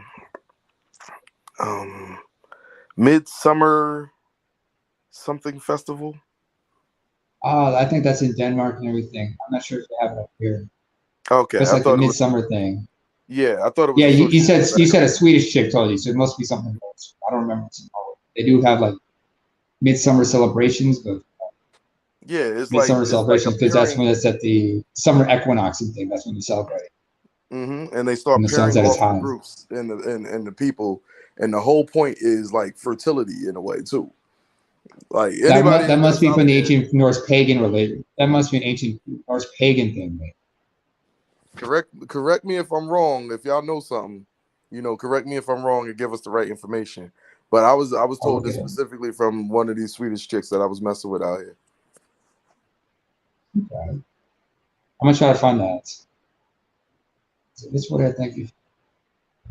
This sounds like if it's a fertility thing. Yeah, so every time around, I think like you said, around the equinox, around either the Springtime. spring, yeah. Around spring. Yeah, you know why? Because springtime, people don't understand like when it comes to Easter and with the eggs and all of that, it really represents the regenerative force of life. So yeah, that festival you're talking about, it should be about around March or April, man. But yeah, I'm gonna definitely look into that. Yeah, that's what it represents. Is that springtime, the birth of life, if you will, like when with trees coming back and flowers and everything. It's that's where it's coming from. But yeah, I would have to. I'm gonna look into that my damn self. She used it to gain me up. Oh, I think I know didn't what you're even, talking about, brother. I think I know yeah, what you're talking. It's called Midsummer. didn't even know what it Midsummer was. because it's a Norse pagan fertility spring fertility origins. They have it like in May and stuff like that. Okay, yeah, springtime. So yeah, that makes sense. That makes a lot of sense. So all you Makes a lot passport of bro, sense. y'all know where to go during the springtime. I would say strap on because they do it raw over here. I'm like because a lot of chicks I mess with, I was all kinds of first for them. First black dude, first circumcised, first African. First time they had somebody insist on using protection. Oh, and definitely here's the thing too that's going on out there. Correct me if I'm wrong. that they have a problem with masculinity out there to an nth degree. So when Yeah, you they come do. as a In masculine, some ways, yeah. In when you certain come, ways, yes and no. Yes. And, yeah, go ahead. when you come out there as a masculine man, and like it's a situation in which it's just you, it's innate in you. They're very attracted to you.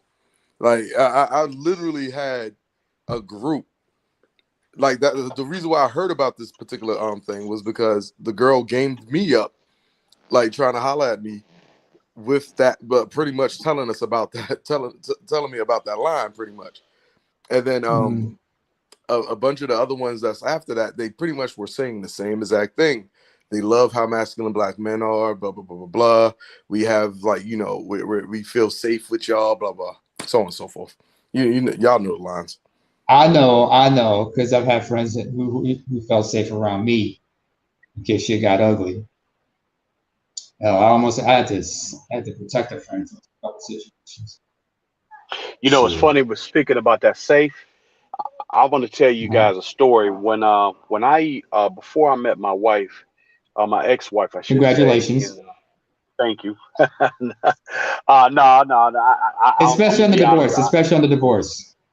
Hey, well, you know what? I'm gonna be honest. Let me clear it up. It was I screwed up, but anyway, when I met That's my all right. my my my, it happens.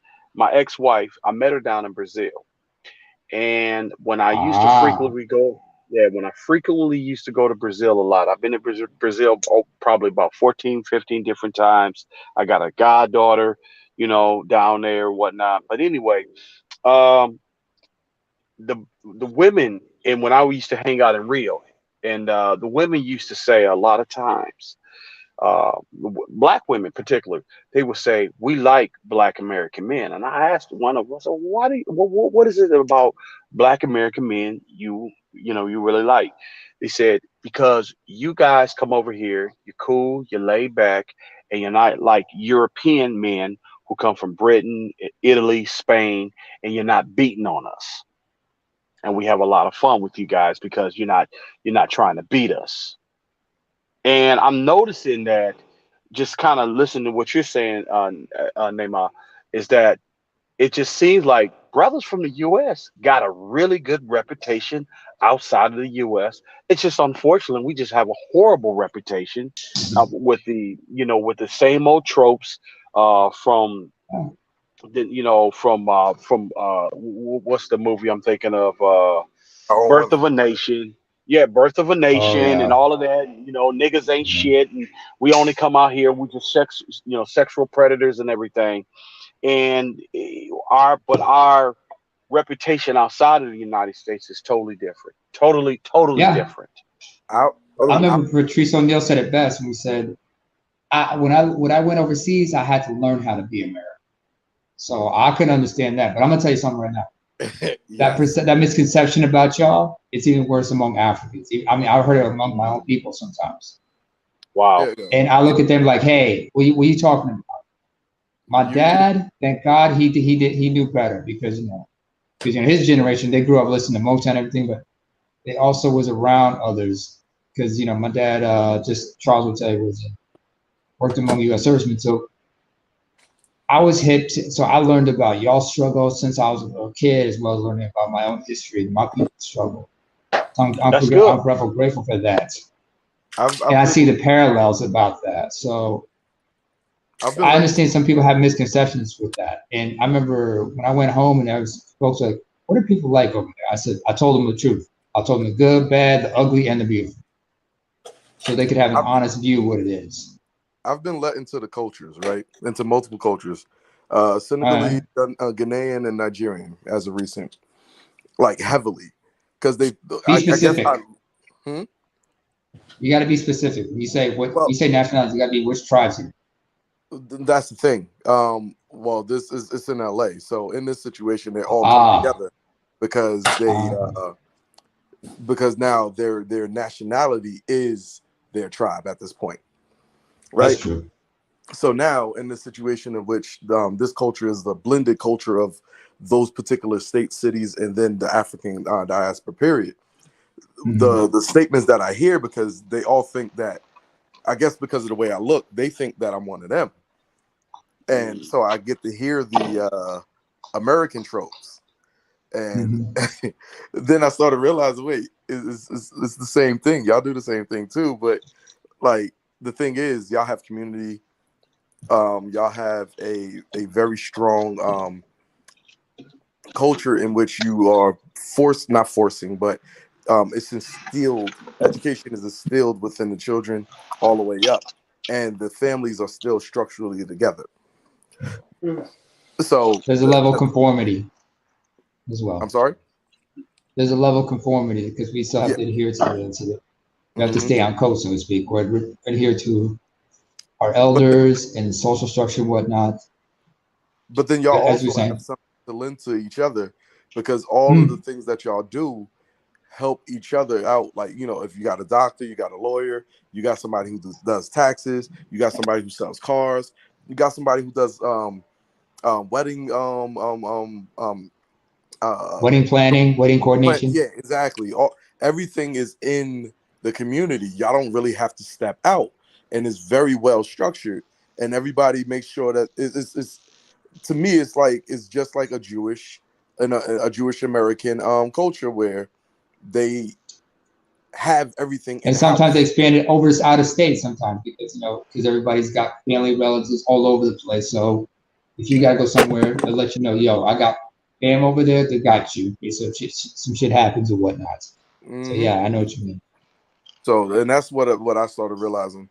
But I also heard the other statements, and then like when they realize I'm just American because they ask me a question and I don't answer it because I don't know what the heck you just said. Yeah. So there was a lot of Wolof, a lot of Mandinga, because there's certain groups are called different things in various countries within West Africa. There's a lot of overlap. And I had to learn that the hard way. So when I came here, I met a lot of West Africans. They're like, "Where are you from?" I said, "I'm here." And I told them I'm from Eritrea, and they said, "Oh, okay." For a moment, I thought you were Somali because when they think of East Africa, Somali is the most common nationality they see up here in Scandinavia. I'm like, no, which even complicates it further because even I also assume I'm Muslim when I'm not. But I learned how to play. I learned how to work around with it. Sometimes I learn to have fun with it. See, now that happens per state with us over here. So when you go to Chicago, it's a lot of Somali or something in that manner because we started putting the refugees in that area. When you come to the Midwest and East Coast, it starts turning more into Eritrean and Ethiopian, so on and so especially forth. the DMV area. I had to say both because they get mad. So That's okay. I get mistake. I don't get mad. I'm like, they say one, I'm like, no, I'm this. I learned how to roll with it. Some of them just like, if it's like fresh off the boat, sometimes they get a little too sensitive. I'm like, yeah, no, don't. But I hear what you're saying, Light Bear. What you were saying? But like when it comes down to it though, that African connection is serious. Like, listen, y'all need to go ahead and get y'all passports for Ghana as quick as possible before they start saying we ain't letting y'all motherfuckers out no more. Or shit gets crazy. Because that stability is only going to last for a while. You never know because any country's stability could last for a while. I mean, look at what happened to Ivory Coast. It was stable as fuck until you had the coup, and then in the early 2000s, you had the civil war between the North and the South and shit. Look at the Liberians. Oh, look at Sierra Leone, in fact. But here's the other thing too. Here's the other thing too. Don't get the Nigerian one. I know. I mean, I want the Nigerian one, but get the Ghanaian one first, and then get the Nigerian one. Exactly. Y'all don't want because there's a lot of people that are like, oh, I want to go to Nigeria. No. It's good. Yes, connect with it. Yes, it's good. Get the Ghanaian one first, then get the Nigerian one. It's a reason for it. I have a question, Lightbearer. What's your view on the Gambia? If you've ever been there. Never been there. They're Anglophones surrounded by Senegal. Worth looking checking into because my martial arts teacher, he's there. I don't have much knowledge on culturally on them. I haven't met too many people where I could like ask real good questions. That's from Gambia. Right. I haven't ran into them.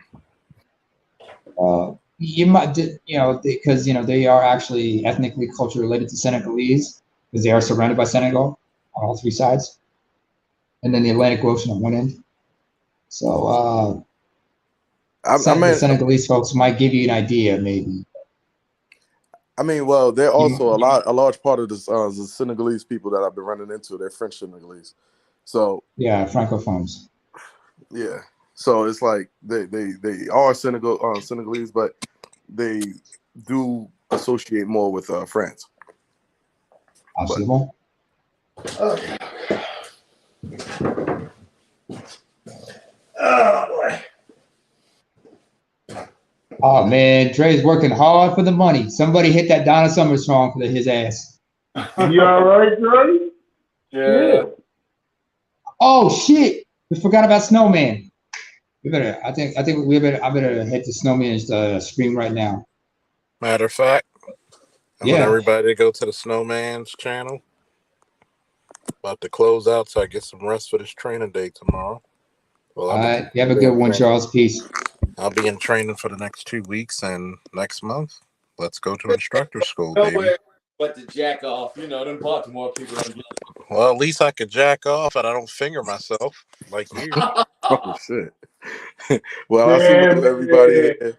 Charles, thank you for posting that up. I've been looking for that for like months.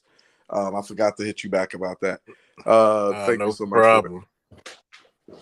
All right. Y'all have a great day. Everybody. All right, I can't say what everybody go here. Support the Snowman. You put the link there? Yeah, fellas, beware those attention whores on Instagram and Twitter, man. Beware. Yeah, because I told them, if you don't want to holler at me in person where I'm at, I ain't gonna give you no attention, no free attention. Shout out to Isla Roger Curry. Hashtag no free attention. Hashtag no free attention. That's right. Yeah, man. Some of these bras want you to spend money just to talk to them over the phone. So, man, the hell with that. I don't even talk to you unless I fuck you. Right. I mean, hey, you know what? I talk to the bras offline and in public. You know what I'm saying? Definitely. Okay, everybody, we're transitioning to here. We're going to transition to the Snowman's channel. Woo! And we have